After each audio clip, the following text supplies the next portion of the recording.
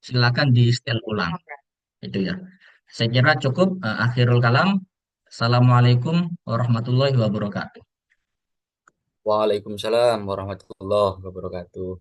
Wah, terima kasih atas sambutannya Bapak Kepala Sekolah SDIT Bina Bangsa ini ya. Itu berapa poin utama ya nanti Mas Anggi. Sebelum itu nanti saya sebelum kita masuk ke diskusi, saya akan mengenalkan kepada Bapak Ibu sekalian yang hadir, para wali murid dan juga mungkin ada guru yang hadir juga ya Pak Nizar ya. Siapa sih yang akan memberikan ilmu kepada kita pada siang hari ini? Beliau itu seorang peneliti yang sudah berkecimpung lama di bidang pendidikan ya. Jadi saya kenalkan Mas Anggi. Mas Anggi Afriansa ini peneliti BRIN, tepatnya di Pusat Riset Pendidikan dan Kependudukan.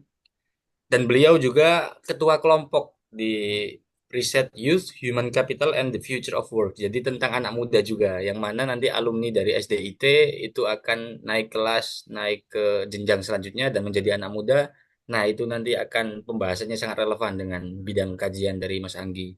Beliau juga Dewan Pakar di Perhimpunan Pendidikan untuk Guru P2G dan juga pengurus pusat Asosiasi Profesi Pendidik dan Peneliti Sosiologi Indonesia. Jadi sudah cukup sangat mumpuni ya berkecimpung di isu ini dan Bapak Ibu wali murid semua pasti akan mendapatkan manfaat kira-kira ilmu apa aja yang relevan dan problem apa sih yang saat ini seringkali menjadi kendala sistemik terutama baik bagi guru, bagi wali murid dan juga terutama surat edaran tadi yang dibahas oleh Mas Nizar selaku kepala sekolah. Digitalisasi ini seperti apa sih? Dan Mas Anggi Afriansa ini menyelesaikan studi strata satunya di Universitas Negeri Jakarta, kemudian lanjut S2-nya di UI, dan aktif menulis di media cetak nasional. Saya juga sering baca tulisannya Mas Anggi ini di Kompas, di Tempo, di media Indonesia juga, dan beberapa juga di theconversation.com yang sering mempublikasikan riset-riset ternama ya, yang dalam bahasa lebih jurnalistik, lebih ringan. Nah, sebelum nanti kita berbincang lebih jauh, saya ingin mempersilahkan ke Mas Anggi Afriansa untuk membuka mic-nya. Silakan, Mas Anggi. Halo, Assalamualaikum warahmatullahi wabarakatuh. Selamat pagi, Mas Noval, Pak Nizar, Bapak Ibu wali murid, dan Bapak Ibu guru di SDIT Bina Bangsa. Senang sekali bisa bergabung. Wah, ya. Ini Bapak Ibu juga pasti senang semua ya untuk mendapatkan kira-kira pencerahan apa sih yang bisa kita kita timba dari Mas Anggi ini. Nah, sebelum apa diskusi nanti Bapak Ibu juga bisa menuliskan unek-unek ya di kolom chat atau di lewat ke Pak Nizar juga bisa. Jadi tidak perlu terlalu kaku, kita bisa diskusi ngobrol ringan, menyampaikan unek-unek apa aja kiranya terkait upaya digitalisasi pendidikan ini. Nah, sebelum itu saya ingin bertanya ke Mas Anggi nih, kira-kira gadget ini dalam upaya digitalisasi pendidikan itu seperti apa sih posisinya Mas Anggi? Atau lebih konkretnya komponen digitalisasi pendidikan itu mencakup unsur apa aja sih? Biar kita tahu gitu, nggak sekedar jargon gitu. Iya, baik Mas Noval. Kalau kita bicara konteks digitalisasi pendidikan, memang sekarang nampaknya itu coba apa ya diinternalisasikan, diberikan oleh pemerintah di berbagai aspek ya. Jadi harapannya memang ada kemajuan gitu ya dalam pendidikan melalui digitalisasi pendidikan. Tapi memang seperti yang disampaikan oleh Pak Nizar tadi ya gitu ya. Jadi pemerintah berupaya untuk melakukan penguatan digitalisasi, tapi kemudian kurang memperhatikan struktur yang ada di setiap sekolah dan kapital atau sumber daya yang ada di tiap sekolah ya. Pak Nizar kemarin kasih eh, 4 catatan ya yang awal yang menurut saya itu sangat penting gitu. Jadi kapital ini terkait dengan kepemilikan akses sekolah terhadap sarana prasarana teknologi dan juga bagaimana SDM-nya ya guru ya orang tua ya siswa gitu ya. Dan ini yang sangat berpengaruh. Kita mengandaikan digitalisasi itu mudah dilakukan, padahal dalam konteks digitalisasi itu juga ada paradigma, ada pengetahuan, Kemudian juga ada banyak bias gitu ya. Kalau di sekolah-sekolah yang memang orang tuanya berbasis kelompok ekonomi memadai gitu, mungkin digitalisasi ini bukan hal yang sulit gitu ya. Itu sebetulnya nampak di masa pandemi ya. Saya banyak mencatat tentang pendidikan di masa pandemi. Jadi sekolah-sekolah yang punya akses memadai terhadap eh, ekonomi, gawai, kemudian gadget apapun itu, mereka relatif adaptif gitu ya. Jadi mereka bisa menggunakan Zoom, Gmeet, kemudian berbagai aplikasi lainnya gitu ya. Tapi sekolah-sekolah yang punya keterbatasan hanya by WA saja itu sudah sangat luar biasa gitu misalnya. Jadi sebetulnya ada situasi problematik di situ gitu ya. Tapi memang seperti yang disebut Pak Nizar tadi, paper-paper internasional juga banyak yang cenderung mengagungkan akselerasi gadget itu, meskipun juga ada yang memberikan catatan kritis. Tapi suara kritis ini memang juga sangat minor sebetulnya ya, tidak terlalu banyak ya. Karena kalau dalam konteks kebijakan, jangankan di Indonesia ya, di negara sebesar Australia saja, itu kebijakan terkait dengan gawai ini memang juga meresahkan. Nanti kalau kalau saya diberi kesempatan untuk memberikan eh, apa paparannya, ada di paparan saya disebutkan bagaimana yang terbaru itu Australia memban atau melarang penggunaan sosial media ya. Ya ini kaitannya dengan gadget untuk anak-anak di bawah usia 16 tahun gitu ya. Ya meskipun ya kayak di kita ya ada yang kritik, ada yang mengapresiasi ya. Cuma ini jadi salah satu titik tolak juga buat kita gitu ya. Apa betul sebetulnya kita sudah sangat membutuhkan gawai atau gadget dalam pendidikan kita? Atau sebetulnya kita nggak butuh-butuh banget ya? Itu jawaban lanjutan nanti Mas Novel. Oh iya, siap. Makasih Mas Anggi. Nah, itu problematika yang kompleks ya, karena juga terkait kelas Betul, tadi. Kelas sosial ekonomi juga, bagaimana betul, saat pandemi sih terutama ya, saat pandemi itu kesenjangannya terasa banget antara orang yang betul. memiliki gawai dengan orang yang tidak, dan juga soal kapasitas pengoperasionalnya aja. Ngirim dokumen tugas saja kelabakan biasanya Mas Anggi ya. Betul. Tadi juga yang Pak Nizar bilang kan, ibu-ibu dan bapak-bapak di SDIT ini mungkin secara kapital ekonomi memadai, tapi secara kebiasaan tidak menggunakan Zoom misalnya kan untuk para apa wirausahawan atau entrepreneur di pasar kan Zoom itu bukan hal yang penting buat proses bisnis gitu misalnya. Beda dengan kita Mas Noval misalnya ya. Karena kita berkecimpung di dunia akademik ya Zoom itu adalah makanan harian gitu. Jadi problematika ini harus dibaca sebetulnya oleh dinas gitu ya. Sayangnya kadang-kadang dinas juga nggak mau baca yang kayak gini. Jadi yang penting kan digitalisasi terlihat canggih gitu ya. Berapa yang memanfaatkan nanti kan angka-angka juga yang dihitung gitu ya. Oh SDIT Bina Bangsa udah siap nih karena udah bisa memanfaatkan gawai gitu ya. Tapi ya coba SD yang lain gitu misalnya. Itu kan itu yang memang jadi pertanyaan sebetulnya ya. Iya.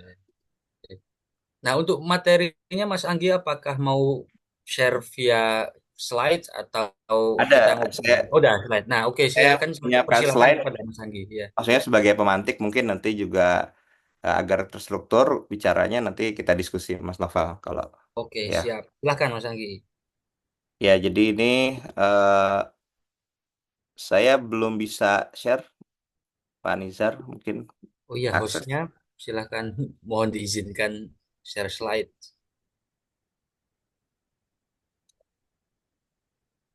Oke, Oke. sudah bisa.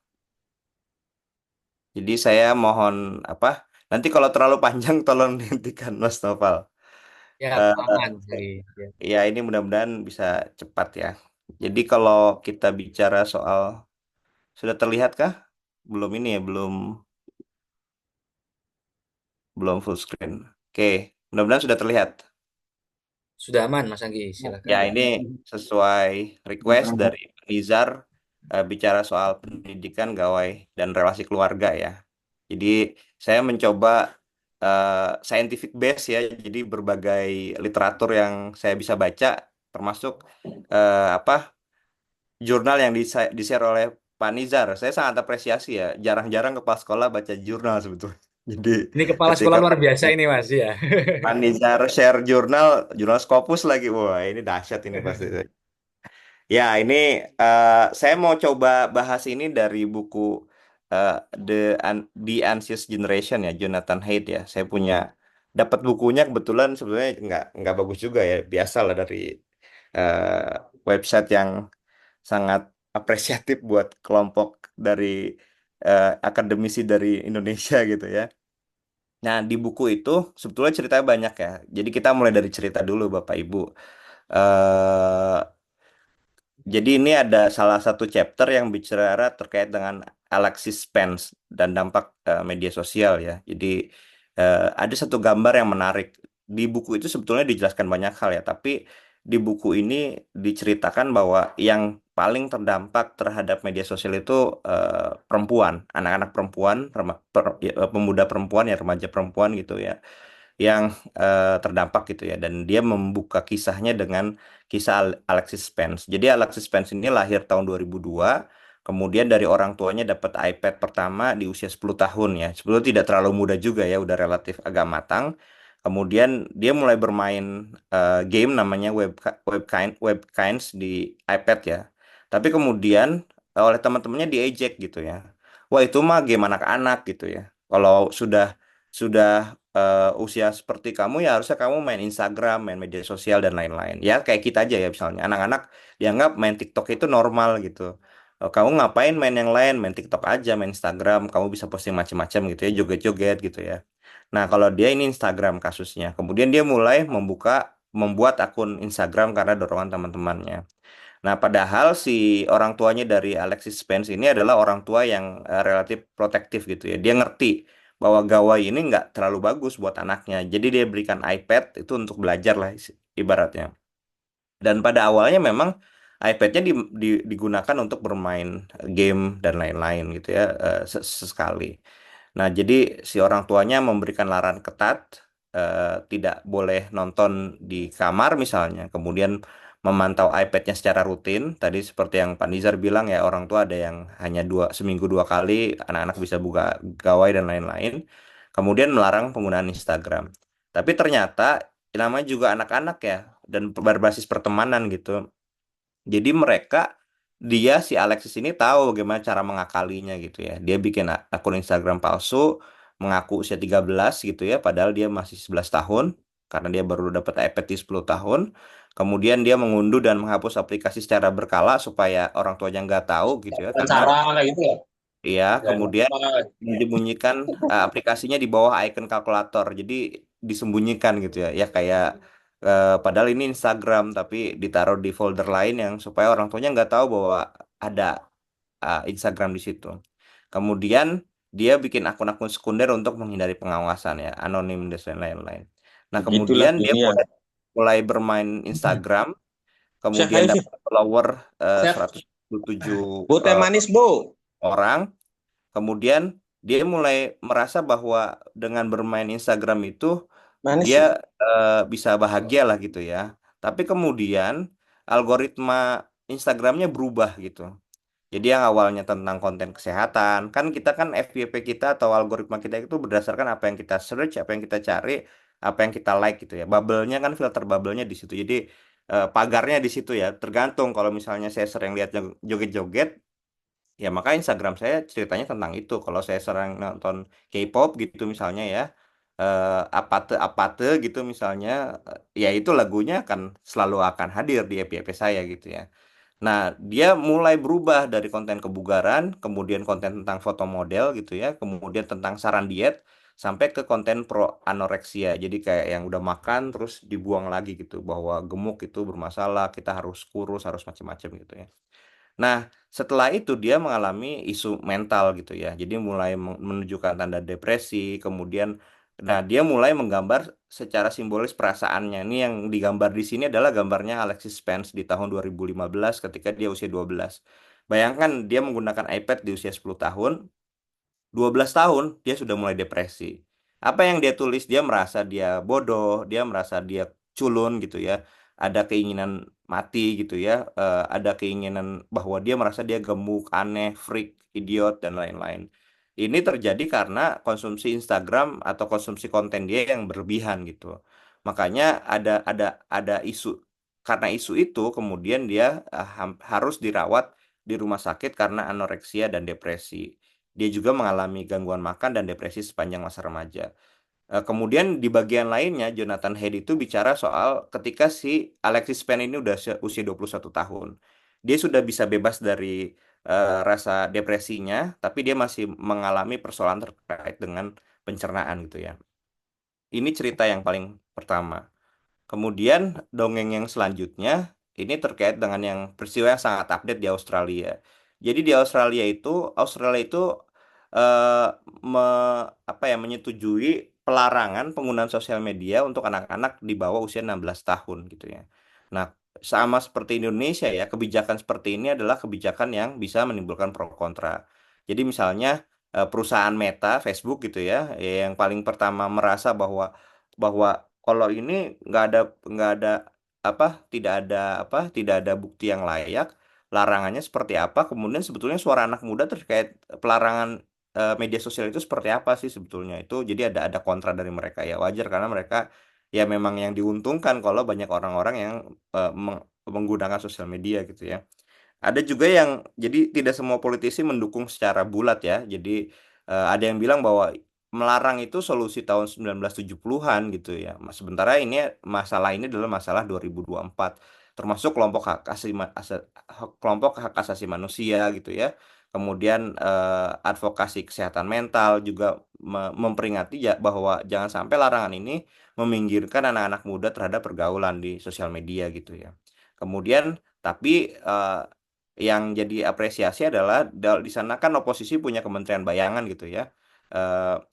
Eh, dia menyatakan bahwa manfaat larangan ini mungkin jauh lebih besar daripada risikonya, dan ditambah di beberapa negara termasuk di Prancis, kemudian di Swiss gitu ya, itu ada banyak orang tua ataupun pemerintah yang merasa ya kayaknya memang kita juga harus coba mulai melarang anak-anak kita menggunakan sosial media di bawah 16 tahun gitu ya.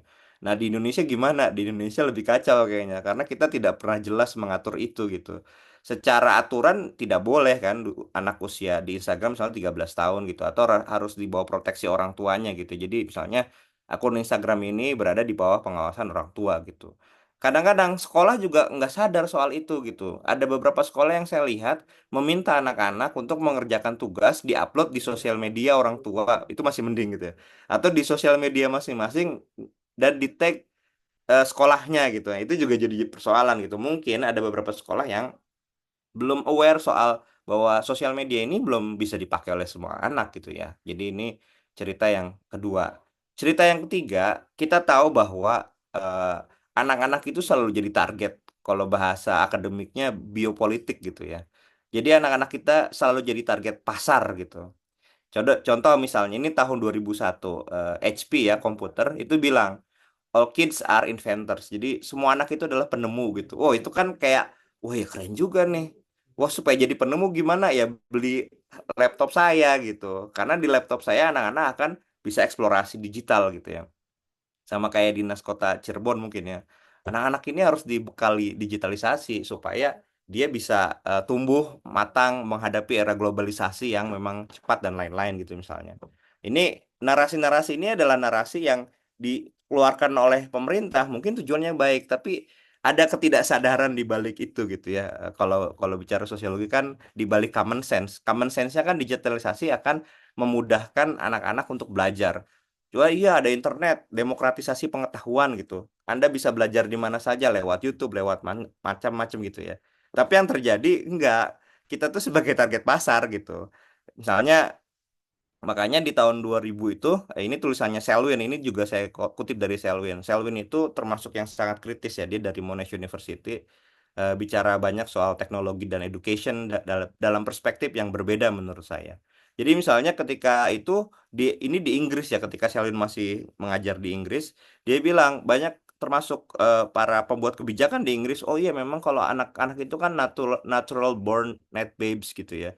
Kemudian net savvy yang, kemudian e-generation, kemudian kita bilang sekarang digital native gitu ya. Oh beda sama kita eh, apa imigran gitu ya, digital imigran. Kita lahir di era sebelum teknologi hadir, sementara anak-anak born to be digital kalau kata salah satu pemikir Xerox dan lain-lain misalnya. Nah ini juga nampak ya bagaimana anak-anak kita ditarget gitu ya. Ini contohnya Apple ya. Apple punya jam sekarang itu untuk anak-anak gitu ya. Mahal sih pasti gitu ya, nggak semua orang bisa beli. Tapi targetnya jelas anak-anak gitu ya. Dan orang tua yang merasa harus mengontrol anak-anaknya gitu. Tadi Pak Nizar bilang, oh butuh handphone karena butuh komunikasi dengan anak. Betul gitu ya. Saya pun sama. Anak saya pakai jam yang bisa saya kontak gitu ya. Karena kak saya bekerja, ibunya juga ada kesibukan. Kemudian kalau butuh kan tinggal eh, abang udah di mana gitu misalnya, sekolahnya udah selesai, ya tinggal jemput gitu ya. Karena ada sistem sekolah yang tidak berjalan gitu misalnya, kayak kekhawatiran dan lain-lain misalnya. Tapi secara sadar tidak sadar kita sudah jadi target itu gitu. Ini misalnya iPad ya, saya browsing beberapa hari yang lalu, di tagline-nya sudah jelas ya. You want to do what's best for family, so do we. Kamu ingin memberikan yang terbaik untuk keluargamu, ya saya juga, kata kata si pemilik Apple gitu kan. Ya udah beli iPad mahal 10 juta lebih gitu misalnya. Kenapa? Karena iPhone, iPad, Mac, Apple Watch, Apple TV itu adalah alat yang sangat powerful, sangat kuat gitu ya, ever made for learning. Jadi kalau kamu punya iPad, punya semua perangkat ini gitu ya, Apple, semua Apple connection lah gitu ya. Kamu bisa belajar, bisa explore, kemudian bisa saling terhubung gitu ya. Orang tua juga suka, anak suka juga gitu ya. Dan mereka kemudian mencoba mendesain fitur-fitur baru untuk membuat anak-anak itu bisa menggunakan dan memanfaatkan berbagai hal itu ya. Jadi dari awal kita udah ditarget sebagai bagian dari pasar gitu. Cuma ya kita nggak sadar gitu.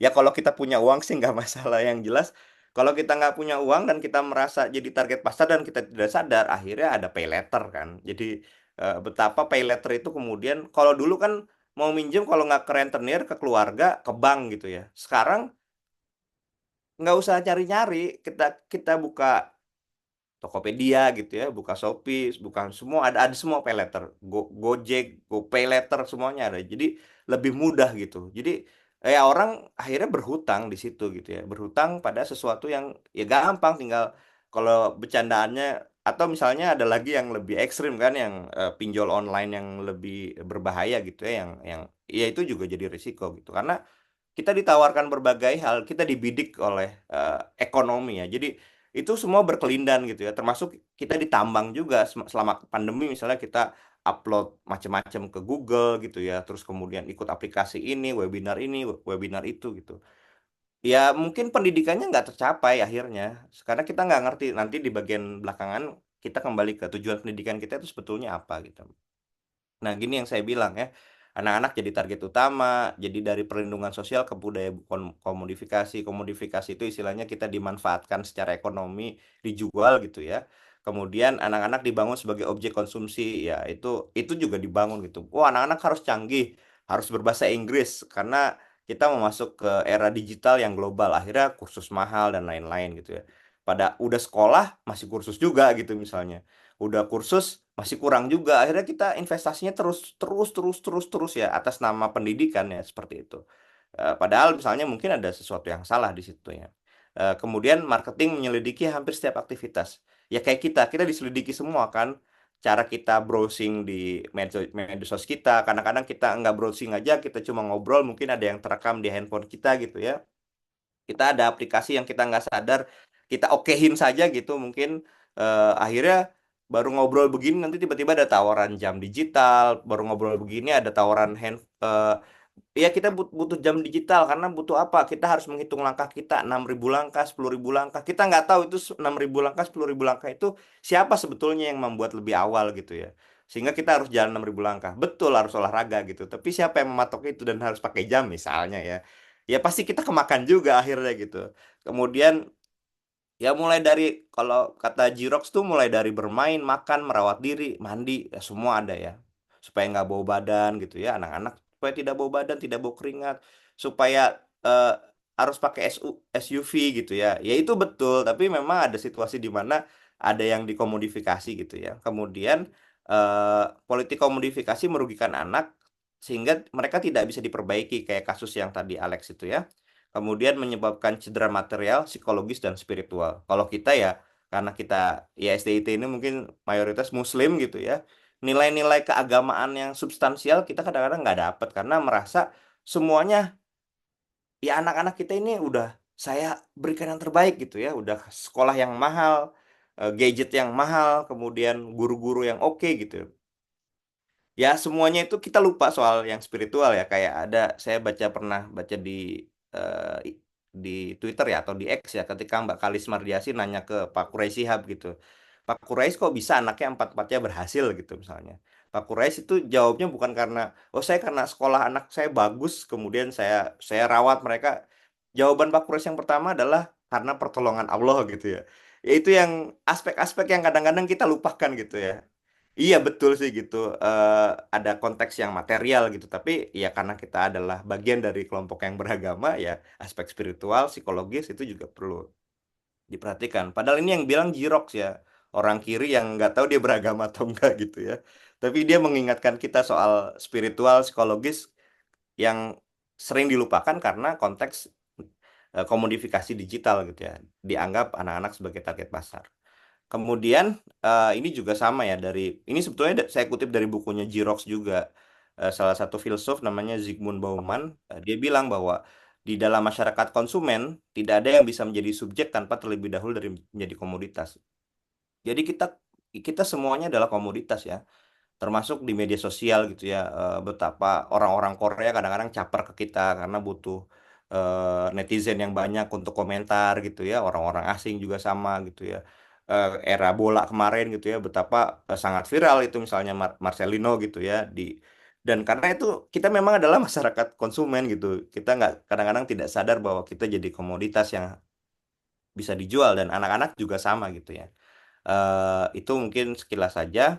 Nah, ini yang sebetulnya ini yang intinya gitu ya, karena ini yang requestnya dari Pak Nizar soal apa sih sebetulnya relasi dari ruang pendidikan, gawai, dan relasi keluarga gitu.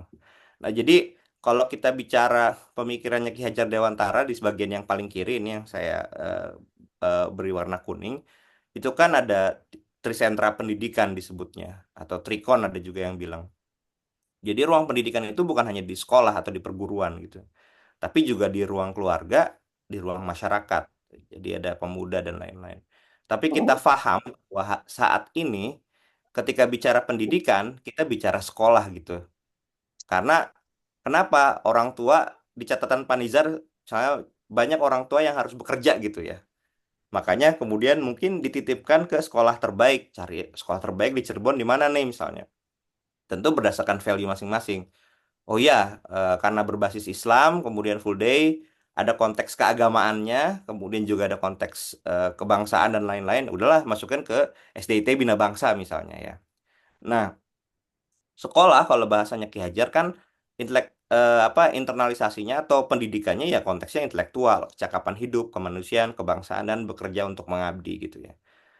Kemudian tapi karena ruang keluarganya tidak berjalan, makanya anak-anak juga seringkali butuh kasih sayang dari guru-gurunya gitu ya. Perhatian yang intensif gitu. Agak caper kadang-kadang minta perhatian gurunya tuh karena mungkin tidak dapat ruang itu dari ibu-ibunya, dari bapak-bapaknya di rumah. Mudah-mudahan di sini tidak gitu ya. Kemudian yang memberi contoh itu harusnya orang tua. Jadi ada nilai keluarga kan. Nilai keluarganya apa? Kasih sayangnya seperti apa? Nilai budayanya seperti apa? Harusnya di orang tua. Tapi karena di sini tidak berjalan, akhirnya dibebankan ke Panizar misalnya dan Bapak Ibu guru di sekolah misalnya. Ya kalau di SDIT Bina Bangsa tidak terjadi, jadi ruang keluarganya berjalan misalnya. Ya, nah kemudian di ruang pemuda ada sosialisasi, pergaulan, jejaring, pergerakan, solidaritas ya. Karena Ki Hajar ini sangat aktivis gitu ya. Jadi bahasa-bahasa terkait dengan solidaritas, jejaring itu kuat gitu ya. Lagi-lagi karena kita tahu di ruang masyarakat pendidikan juga relatif tidak berjalan, kecuali mungkin di wilayah perdesaan gitu ya, yang masih erat intensitas kekeluargaannya. Makanya bagian ini juga diserahkan kepada sekolah. Jadi beban sekolah itu dahsyat Bapak Ibu. Belum lagi titipan dari dinas. Kayaknya kita butuh pendidikan anti korupsi, kasihlah kurikulum anti korupsi. Kayaknya kita butuh pendidikan lalu lintas, dikasihlah pendidikan lalu lintas. Kayaknya kita butuh pendidikan digital, surat edaran, wajib digitalisasi. Tapi wajib doang, tapi nggak ada bantuan teknologi, bantuan. perangkat, tidak ada pendampingan. Jadi dilepas gitu ya. Dilepas semua karena guru-guru dianggap sudah bisa gitu ya. Itu kan jadi persoalan. Nah, sayangnya ruang sekolah juga sekarang, meskipun dibebani terlalu banyak yang tadi saya bilang, seringkali dikooptasi oleh yang namanya ruang digital. Karena anak-anak kita diasuh oleh media sosial seringkali. Nanti paper dari Pak Nizar saya paparkan di sebelah di bagian selanjutnya gitu ya. Nah, jadi di paper-paper juga itu banyak sekali cara pandang yang berbeda gitu ya, berbicara kompleksitas ruang digital.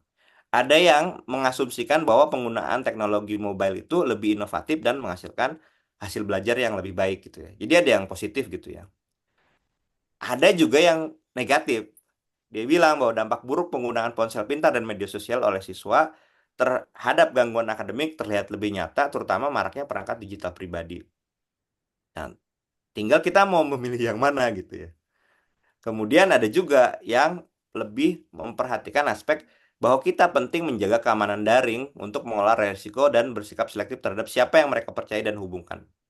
Nah, ini juga, tapi ada catatan kritis dari Selwyn ketika bicara digitalisasi, dia bilang sekarang dalam beberapa waktu sekarang itu muncul juga usulan untuk melarang perangkat seluler di sekolah. Ini Selwyn nulis tahun 2020, kemudian tahun 2024 Australia memban ya. Tapi di tahun 2020 juga saya baca salah satu tulisannya Dugan itu Australia juga meminta anak-anak belajar coding gitu ya, yang kayak diminta Pak Wapres kita gitu. Jadi dalam tanda kutip ya, penyakit digitalisasi itu bukan hanya di negara berkembang seperti kita gitu ya. Di Australia juga dan di negara-negara maju, kita tuh selalu dibuai oleh bahwa kita harus maju secara teknologi. Sekarang apa? Coding gitu ya. Coba kalau Bapak Ibu cari di Instagram, itu pelatihan coding di mana-mana ada ya. Saya tidak melarang ya untuk anak-anak kita berlatih coding gitu. Tapi juga kita harus agak hati-hati soal ini gitu. Kalau anaknya oke sih nggak masalah gitu. Dan itu kan orang tua dan guru yang tahu gitu. Kemudian Selwyn juga pernah nulis bahwa anak-anak yang dianggap memiliki kemampuan bawaan teknologi dianggap yang tadi saya bilang ya natural baby natural born net babes, net safe young dan lain net safe young dan lain-lain itu juga itu sesuatu yang di ruang digital ini pertentangannya banyak gitu. Jadi madorot dan manfaatnya juga saling beririsan gitu. Akhirnya kalau menurut saya memang kita harus tahu sebetulnya kita mau ngapain gitu. Values apa yang sebetulnya kita raih.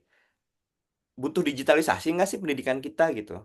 Harusnya Dinas Pendidikan tidak memaksakan untuk digitalisasi. Harusnya ya, Pak Nizar. Tapi saya paham ya, posisi sekolah pasti akan mematuhi Dinas Pendidikan gitu. Meskipun ada catatan-catatan di belakangnya gitu ya. Ya, akhirnya kalau buat sekolah dan orang tua, ya tergantung value-nya anaknya ini kenapa anak-anak diberi gawai, kenapa anak-anak tidak diberi gawai gitu. Karena itu yang akan eh, lebih moderat gitu ya kalau bicara konteks kita mau buat apa ini? Kalau bahasa agamanya inamal amalu biniatnya gimana gitu. Kan kalau ya faman kana hijratu Allah wa ala rasulihi ya dapatlah dia gitu. Ketika kita mau menggunakan media digital ini untuk hijrah demi Allah dan demi Rasul, mungkin kita dapat itu gitu. Kalau kita mau menggunakan media sosial untuk belajar, memanfaatkannya, mungkin kita dapat. Tapi ketika kita lihat nih anak-anak kita, kayaknya mereka kalau menggunakan edukasi melalui digital, kayaknya nggak fokus, nggak bisa, ya kita harus balik juga ke yang manual-manual misalnya gitu ya. Kembali ke buku misalnya. Karena ketika dikasih tablet suruh baca, dia malah buka yang lain gitu. Kalau suruh baca kan baca jelas sendiri gitu ya. Nah, di satu sisi ada konteks relasi keluarga gitu ya. Memang ada banyak riset yang menunjukkan bahwa pengenalan teknologi baru itu ke dalam rumah tangga berpotensi mengubah kualitas hubungan keluarga. Ya kita, ya saya nggak bicara orang lain ya, saya bicara diri saya dan keluarga saya gitu ya. Saya punya anak usia 4 tahun. Kadang-kadang saya pun justru terhanyut di media sosial ataupun dunia digital gitu ya karena atas nama pekerjaan dan lain-lain gitu ya. Sebentar Bang, saya jawab dulu WA dari Mas Naufal misalnya. Ini saya lagi komen-komenan di DM nih sama Mas Naufal di IG gitu ya. Padahal anak saya di situ hadir gitu ya. Mas Naufal entah di mana gitu. Tapi kadang-kadang kita memprioritaskan yang jauh daripada yang dekat gitu ya. Nah, itu relasi keluarganya berubah. Ketika makan misalnya, ada anak-anak Kalau di paper yang dikirim oleh Pak Nizar itu, anak-anak diasuh oleh media sosial karena orang tua bisa punya waktu untuk lebih rilis gitu ya. Nah, itu juga jadi mungkin kita banyak lihat juga di lingkungan kita ya, di mall gitu ya. Orang tuanya ngobrol berdua sama bapak ibunya ngobrol intensif sama istri sama suaminya, anak-anaknya diasuh oleh Kokomelon gitu ya, sambil karena pengen bisa bahasa Inggris biar kasih aja Kokomelon terus sambil makan gitu ya. Jadi subjectivity-nya tidak terbangun, kesadaran dirinya tidak dibangun gitu ya. Makan ya makan gitu ya. Tidak sambil melakukan aktivitas lain misalnya. Ini juga banyak ya. Bahkan mahasiswa sarjana Bapak Ibu yang kecanduan smartphone memiliki kemungkinan lebih besar mengalami kecemasan tinggi dibanding yang tidak kecanduan. Ya kayak kita aja lah ya. Kadang-kadang kita scroll status orang nggak kerasa udah setengah jam. Lihat IG nggak kerasa udah setengah jam gitu ya misalnya. Lihat TikTok apalagi lebih seru gitu ya nggak kerasa gitu ya. Kemudian kemudian penggunaan ini kalau bicara komputer ya di masa lalu dan internet itu bisa memicu konflik otonomi remaja, otoritas keluarga dan kontrol antar komputer. Tadi disebut Panizar sebetulnya. Jadi otoritas orang tua mungkin dibantah oleh anak-anak ya, karena anaknya dapat informasi dari Amerika sana yang dulu mungkin harus baca di literatur gitu ya. Sekarang udah tahu dia dengan nonton film, kemudian dapat akses yang lain gitu ya.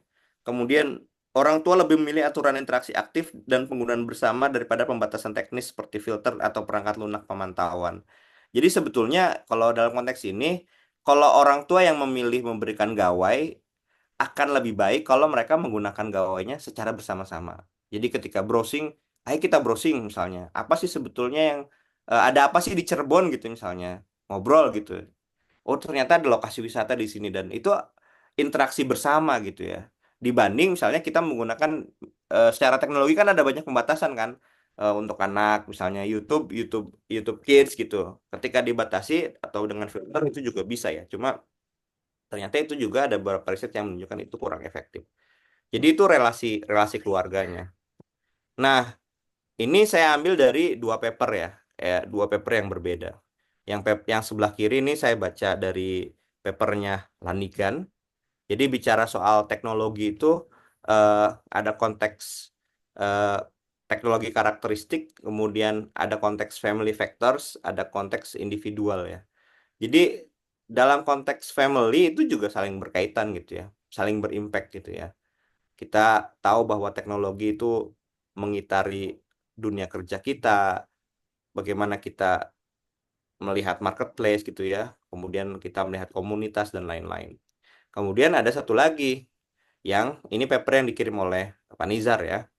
Jadi ketika bicara electronic devices, kemudian parents dan children itu ada apa ya, ada saling keterhubungan juga gitu ya, yang kemudian harus diperhatikan gitu ya. Nah, di paper ini memang seringkali disampaikan electronic device as parents helper gitu ya. Jadi supaya orang tua bisa istirahat gitu ya, Pak Nizar udah capek di sekolah ngurusin anak orang gitu ya, nyampe rumah, daripada saya juga butuh me time nih, udahlah kasih gawai aja lah.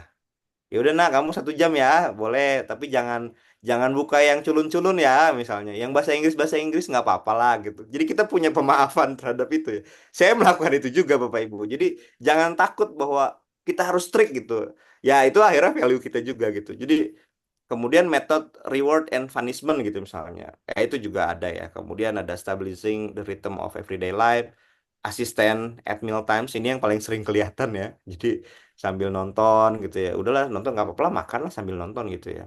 Kemudian bahkan jadi educators gitu ya.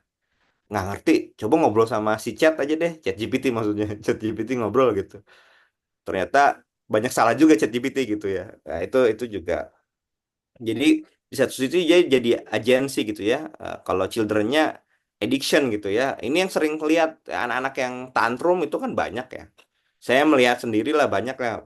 Bapak Ibu juga saya yakin ya merasakan sendiri ketika anak terlalu berlebihan, screen time-nya terlalu berlebihan gitu dari waktu yang di memang harus dibatasi oleh para neurolog, neuroscientist gitu ya. Atau kita aja ya, jangan bilang anak-anak kita lah ya. Kalau kita terlalu banyak melihat gawai kita gitu ya, bukan di luar pekerjaan misalnya ya udah mah bekerja depan laptop ya, kayak Pak Nizar saya yakin bekerja depan laptop, kemudian buka handphone juga untuk komunikasi dengan orang lain, kadang-kadang juga harus buka web WhatsApp-nya, apa media sosialnya SDIT misalnya untuk melakukan banyak hal gitu. Itu kan kadang-kadang kita juga bukan hanya anak-anak gitu ya, kita juga overwhelmed gitu ya, ngerasa oh ini hidup ini kita nyari apaan sih gitu ya, nggak ada ruang yang kayak Mas Noval sering lakukan ya, butuh mancing gitu ya. Mancing itu kan ruang reflektif gitu ya. Orang tua sekarang jarang gitu mungkin melakukan itu gitu. Kita me time-nya di gadget gitu, nggak ngobrol sama orang, nggak gunting tanaman, nggak ngobrol sama tetangga gitu ya. Ya anak-anak sebetulnya kan butuh itu sebetulnya. Nah, jangan sampai anak-anak karena kita kasih gawe berlebihan, dia terisolasi dari real world gitu. Jadi dia hanya bicara soal sesuatu yang jauh dari dia, tapi tetangganya nggak kenal gitu ya, nggak main sama tetangganya, macem-macem lah. Saya ya mudah-mudahan di Cirebon ini masih masih bisa berelasi ya dengan anak-anak, bisa berelasi dengan teman-temannya dan lain-lain gitu ya. Kemudian juga ya ini ada banyak catatan ya. Mungkin nanti paparan ini akan saya sampaikan ke Mas Pak Nizar. Pak Nizar bisa share ke Bapak Ibu guru dan apa orang tua ya, karena ini menurut saya sangat penting gitu ya. Jadi ada banyak ada hal juga ketika bicara relationship, hubungan yang berpengaruh dengan antara parent dengan orang tua terkait dengan penggunaan elektronik gitu, itu juga misalnya meningkatnya parental anxiety dan uncertainty. Ya sama ya kayak kita gitu ya. Bapak Ibu juga mungkin ada perasaan ya ketika kita menonton banyak channel parenting gitu ya di IG gitu ya, yang kadang-kadang juga referensinya belum tentu jelas. Kita selalu merasa bersalah ketika melakukan parenting yang kita lakukan gitu. Oh, orang tua tuh jangan marah gitu misalnya. Orang tua jangan menggunakan kata jangan gitu. Itu kan sering banget ya. Jadi kita orang tua bingung, ini mendidik tuh harus gimana gitu ya misalnya. Eh, Padahal mungkin ada nilai-nilai pendidikan yang sebetulnya diwariskan juga dari konteks lokal kita gitu ya. Nah itu yang menurut saya, karena memang electronic devices ini juga punya berbagai soalan gitu ya. Jadi ada konteks adiktifnya, ada konteks helpfulnya. Nah, kalau kembali ke pendidikan, ya, saya kutip dari Biesta ya. Jadi ketika bicara pendidikan sebetulnya kan maknanya adalah komunikasi gitu ya. Sebetulnya sejauh mana sih sebetulnya komunikasi kita sama anak-anak kita gitu. Ini reflektif aja gitu. Saya juga bertanya sama diri saya. Sejauh mana sih sebetulnya komunikasi saya dengan anak saya gitu. Sejauh mana Bapak Ibu guru di SDIT Bina Bangsa berkomunikasi dengan anak-anak Bapak Ibu di sekolah gitu ya. Apakah ya sifatnya mekanikal gitu ya. Jadi kayak yang penting nilainya sudah terkumpul, asesmennya sudah dilakukan, asesmen formatif sumatifnya udah, anak-anak sudah saya nilai, udah gitu ya. Apakah sebatas seperti itu atau komunikasi yang lain gitu. Dan kemudian ketika bicara education, kalau kata biasa, selalu memiliki resiko gitu, termasuk edukasi melalui dunia digital gitu ya. Meskipun biasa nggak cerita digital ya, tapi biasa menekankan bahwa pendidikan itu penuh resiko. Kenapa? Karena pendidikan itu interaksinya bukan dengan robot gitu ya, tapi perjumpaan antara manusia gitu. Manusia itu punya perasaan, punya latar belakang, punya emosi, punya tensi, punya psikologi, punya pengalaman personal yang berbeda gitu. Makanya saya selalu ketika saya jadi guru, ketika saya juga istri saya juga guru waktu itu, eh, yang kita lakukan berdua adalah ketika menghadapi anak-anak, kita betul-betul tahu anak-anak ini siapa gitu. Dan anak-anak juga harus tahu mereka itu siapa gitu. Karena seringkali kita berusaha untuk menjejalkan banyak hal tanpa kita tanya mereka tuh butuh apa enggak gitu. Anak termasuk atas nama masa depan ya, saya juga refleksi buat diri saya ya ketika ngomong begini gitu ya. Ah, kamu bang harus bisa begini begini begini karena demi masa depan gitu ya misalnya. Tapi kita nggak ngobrol sama mereka, sebetulnya mereka tuh sadar nggak melakukan itu gitu misalnya. Atau jangan-jangan mereka nggak punya kesadaran gitu misalnya. Jadi atau kadang-kadang kita memaksakan diri, oh nggak apa-apa nanti juga sadar gitu. Nah disitulah yang membuat pendidikan itu selalu punya risiko gitu ya. Dan yang membuat intervensi pendidikan itu menjadi sangat penting kalau dalam konteks ini. Makanya kemudian kalau di sosiologi selalu ada pertanyaan, what is education for? Sebetulnya pendidikan untuk apa gitu. Termasuk kita mungkin bisa bertanya ya. Di beberapa tulisan juga ada pertanyaan terkait what is school for gitu ya. Ya terserah lah mungkin beda-beda gitu ya. Tapi kalau bicara konteks ini kan kita tuh pendidikan itu sebetulnya buat apa gitu. Kita pernah bertanya nggak gitu ya ketika saya lulusan UNJ, ya ex LPTK, saya pernah jadi guru juga. Nggak pernah saya dulu diajarin untuk bertanya pada diri saya sebetulnya pendidikan itu untuk apa gitu ya. Saya jadi guru untuk apa gitu ya.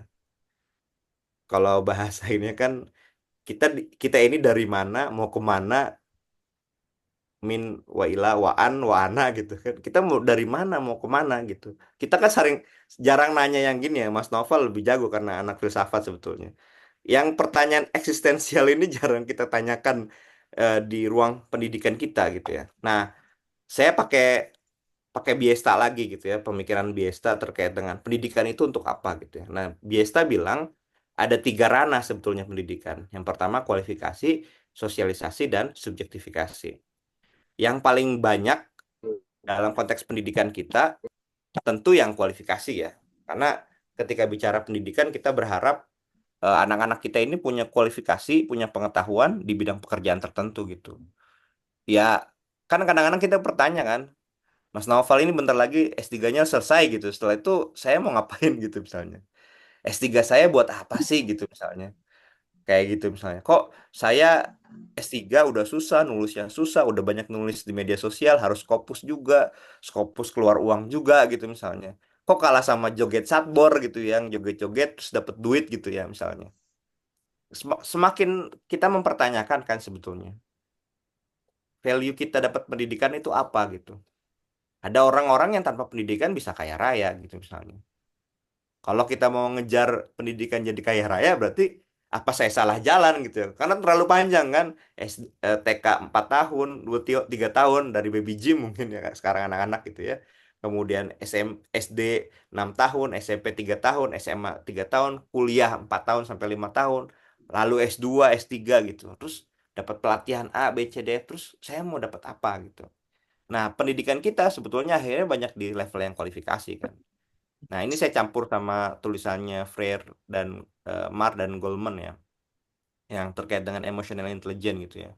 Nah, kita kadang-kadang ketika bicara kualifikasi bebannya pada yang technical skill ini gitu ya.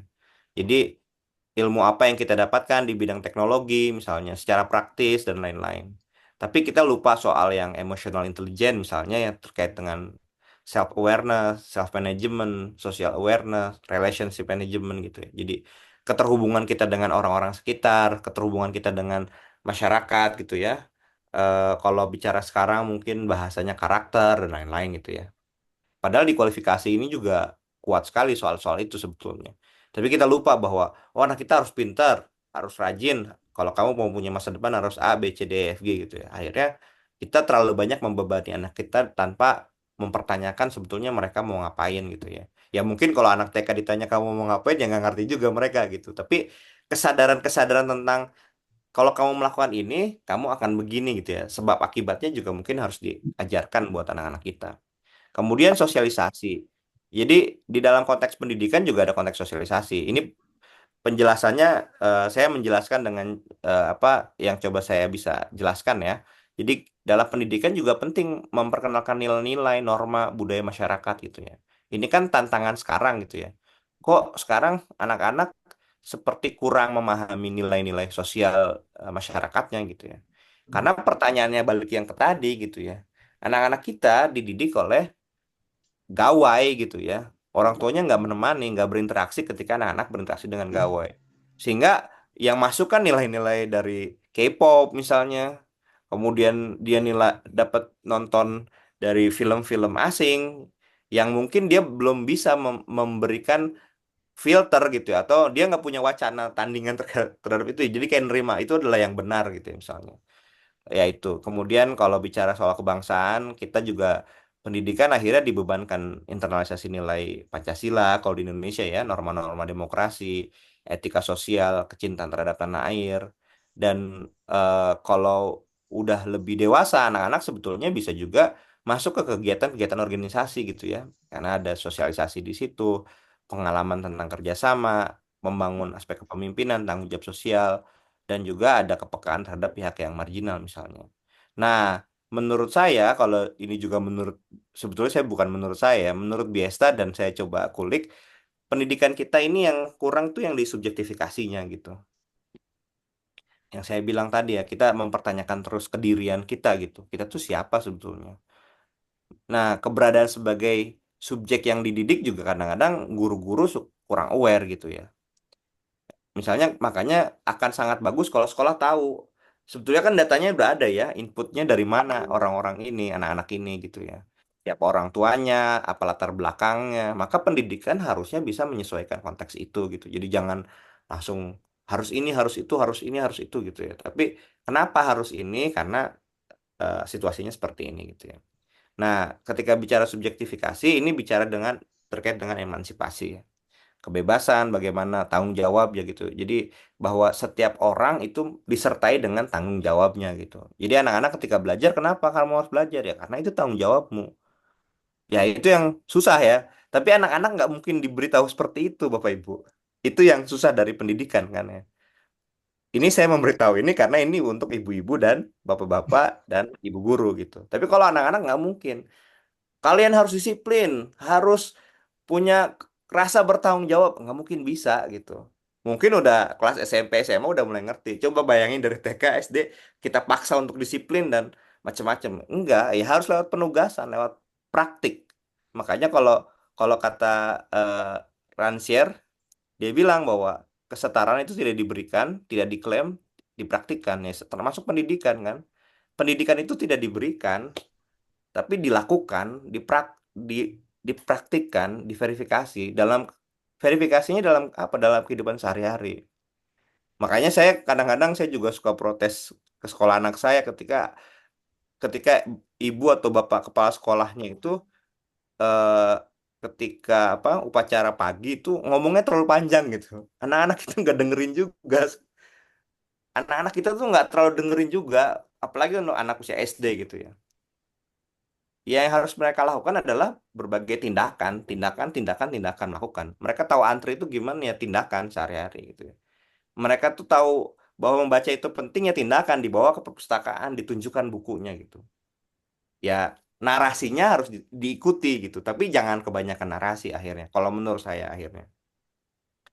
Nah, kemudian itu juga membangun kemampuan kritis ya. Kalau dia kritis, digital itu sesuatu yang biasa aja gitu. Apapun yang dihadapkan ke dia, dia bisa membatasinya.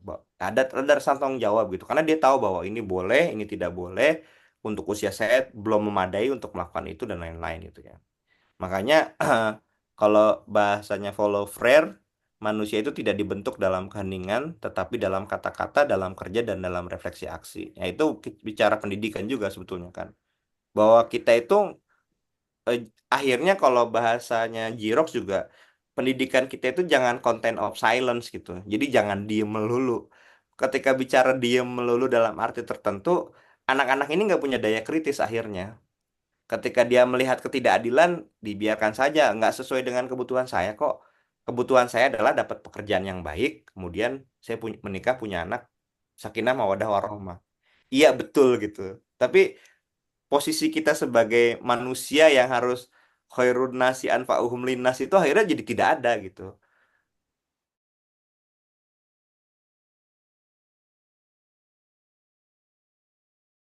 Kita mementingkan aspek yang kualifikasi ini, ya akhirnya nggak berjalan gitu ya. Pendidikan tidak berjalan. Nah, ini terakhir mungkin dari Ki Hajar Dewantara ya. Kita coba kembali kepada Ki Hajar misalnya ketika akhirnya soal gawai, soal macem-macem menurut saya itu adalah media gitu ya. Kan sekarang kita ada AI gitu ya, kemudian ada handphone, ada tablet, ada macem-macem. Itu kan sama halnya ketika kita dulu menemukan buku gitu ya. Kalau baca Bapak Ibu baca bukunya Agustinus Mas Mas Agustinus ya saya lupa namanya, Agustinus Wibowo itu. Dia bercerita ya ketika teknologi kertas pertama kali ditemukan oleh China dan kemudian ditiru oleh eh, masyarakat Muslim, akhirnya masyarakat Muslim lah yang mendapat keuntungan dengan kehadiran teknologi kertas. Karena disitulah Al-Quran dicetak begitu banyak, disebarluaskan kemana-mana, dibaca, penerjemahan-penerjemahan dari eh, filsafat Yunani diterjemahkan, kemudian dibaca oleh umat Islam. Kemajuan umat Islam terbesar itu kan karena teknologi kertas itu ketika itu gitu. Jadi ibaratnya teknologi, ya kertas itu teknologi yang sangat canggih waktu itu gitu. Sama kayak kita berhadapan dengan kalkulator dulu gitu. Kemudian kita berhadapan dengan komputer, sekarang berhadapan dengan AI gitu ya. Nanti entah berhadapan dengan apa gitu. Akhirnya itu kan medium gitu. Yang memanfaatkannya tetap ya manusia gitu. Makanya ketika bicara manusia, sebetulnya tujuan pendidikan kita itu apa gitu. Value-nya apa sih sebetulnya? Nilainya apa gitu misalnya. Tujuan pendidikan kita kalau bahasanya Ki Hajar ya memerdekakan ya, bukan merdeka belajar ya, tapi pendidikan yang memerdekakan. Yang memerdekakan itu seperti apa ya? Yang bisa berdiri sendiri, tidak tergantung pada orang lain, dapat mengatur dirinya sendiri. Coba kita pertanyakan kira-kira kita sudah membuat anak-anak kita bisa begitu enggak gitu ya. Saya ngeliat anak saya misalnya, kayaknya kok belum mandiri gitu ya.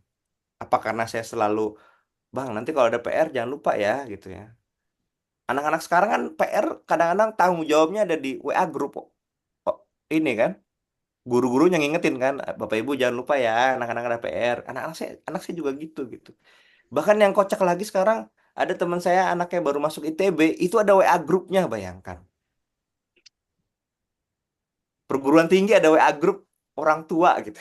Itu kan juga, apakah anak kita sudah bisa berdiri sendiri ketika itu terjadi? Dulu Mas Novel mungkin ketika pertama kuliah, bapak ibunya nggak tahu dia mau milih kos di mana gitu. Pak Nizar mau kos di mana, beli buku apa aja nggak tahu mungkin ya. Istilahnya kalau orang tuanya mampu mungkin, nah ini masih punya uang segini, silahkan beli. Kalau nggak mampu kan, "Oh, ini uang segini terserah kamu mau beli apa gitu kan." Generasi kita dulu begitu gitu mungkin ya. Generasi sekarang karena ekonominya membaik, aspirasi pendidikannya membaik, tanpa sadar kita terlalu lekat dengan anak-anak kita gitu. Ini catatan buat saya juga, Bapak Ibu. Jadi, oh ya, karena tahu udah peta jalan pendidikannya udah lebih jelas kan. Pak Nizar punya anak, Mas Naval punya anak juga gitu kan. Nanti kamu kursus ini, jangan kayak Bapak tes IELTS susah gitu. Bahasa Inggrisnya harus pinter dari sekarang gitu kan. Biar bisa baca paper Scopus gitu kan misalnya gitu. Tapi karena terlalu lekat, kita lupa bahwa anak-anak itu juga punya masa depannya sendiri gitu ya. Punya pikirannya sendiri gitu ya. Nah, eh, kalau baca Ki Hajar banyak banget sebetulnya ya terkait untuk apa tujuan pendidikan, mengutamakan kefaedahan, bertumpu pada komunitas. Kita kan jarang sekarang ya. Sekolah ya berdiri sendiri, nggak ada tumpuan sama komunitas gitu ya. Kemudian yang kita juga sering lupa bahwa konteks pendidikan untuk pengabdi itu juga jarang ya. Kecuali di sekolah-sekolah Islam dan pesantren saya lihat ya. Saking mengabdinya, kadang-kadang gajinya di bawah UMK masih tetap mengabdi gitu ya. Ada konteks apa ya, ilahiyah dan transendental di situ gitu ya. Karena semangat mengabdi kita di pendidikan kan tidak ada sekarang. Maksudnya bukan tidak ada ya, relatif sangat berkurang karena era pragmatisme dan lain-lain gitu ya. Nah itu bicara Ki Hajar itu banyak sekali ya. Kita bicara pengalaman lahir dan batin. Pendidikan kita kan semata bicara pengalaman lahir mungkin ya. Bagaimana guru harus memberikan contoh, ada pembiasaan, ada pengajaran, ada konteks perintah, paksaan, dan hukuman. Ya, guru-guru sekarang khawatir memberikan hukuman gitu ya. Khawatir memberikan pendisiplinan. Jangan guru, orang tuanya juga takut mendisiplinkan anaknya gitu ya. Takut dilawan anaknya, takut anaknya kena mental health gitu misalnya, takut anak udah macem-macem gitu ya. Jadi udah terbalik gitu ya misalnya. Padahal kalau kita bicara literatur-literatur pendidikan mau dari barat, timur maupun agama, konteks hukuman, disiplin, perintah itu masih tetap harus ada gitu ya. Yang intinya ya pendidikan itu ya, kalau kita bicara pendidikan anak ya kita mendidik rakyat kita menjadi kuat gitu ya. Ada konteks itu. Nah, makanya menurut saya karena tema ketika kita bicara gawai pendidikan relasi keluarga, kita akhirnya harus kembali juga ke arah pendidikan kita. Yang terjadi kan sebetulnya karena kita nggak punya arah gitu. Dikasih digitalisasi ya kita ikut gitu ya. Sama kayak pemerintah kita juga gitu ya. Misalnya ketika ada aspirasi UN harus dilakukan, kayaknya iya UN harus dilakukan ya. Kita lupa bahwa luka UN itu luar biasa gitu ya. Kita ngedoain pensil, ngedoain macem-macem gitu ya. Karena saya dulu pesantren ya, jadi saya paham betul gitu. Jadi semua kekuatan harus dilakukan untuk lulus UN gitu misalnya. Jadi itu yang banyak hal yang menurut saya kenapa gitu, kok balik lagi ke UN gitu misalnya. Karena kita lupa arah pendidikan kita apa gitu. Ketika ada digitalisasi, oh semuanya harus digitalisasi. Kasih komputer semuanya gitu ya. Bapak Ibu kita tinggal di lokasi perkotaan masih lumayan ya. Saya pernah riset di Papua, itu ada satu SMP di wilayah Tambrau, masuk hutan Bapak Ibu. Itu komputernya lengkap. Saya tanya, wah ini luar biasa sekali Bapak, sudah pakai komputer. Tidak Bapak, kita tidak pakai komputer karena tidak ada listrik di sini katanya. Bayangin, dapat bantuan pemerintah komputer. Berarti kan pemerintah kita kadang-kadang nggak mikir juga. Yang penting bantuannya tersalurkan, tapi tidak dimanfaatkan. Gitu ya. Sama seperti digitalisasi seperti sekarang kan. Digitalisasi aja gitu. Arahnya gimana?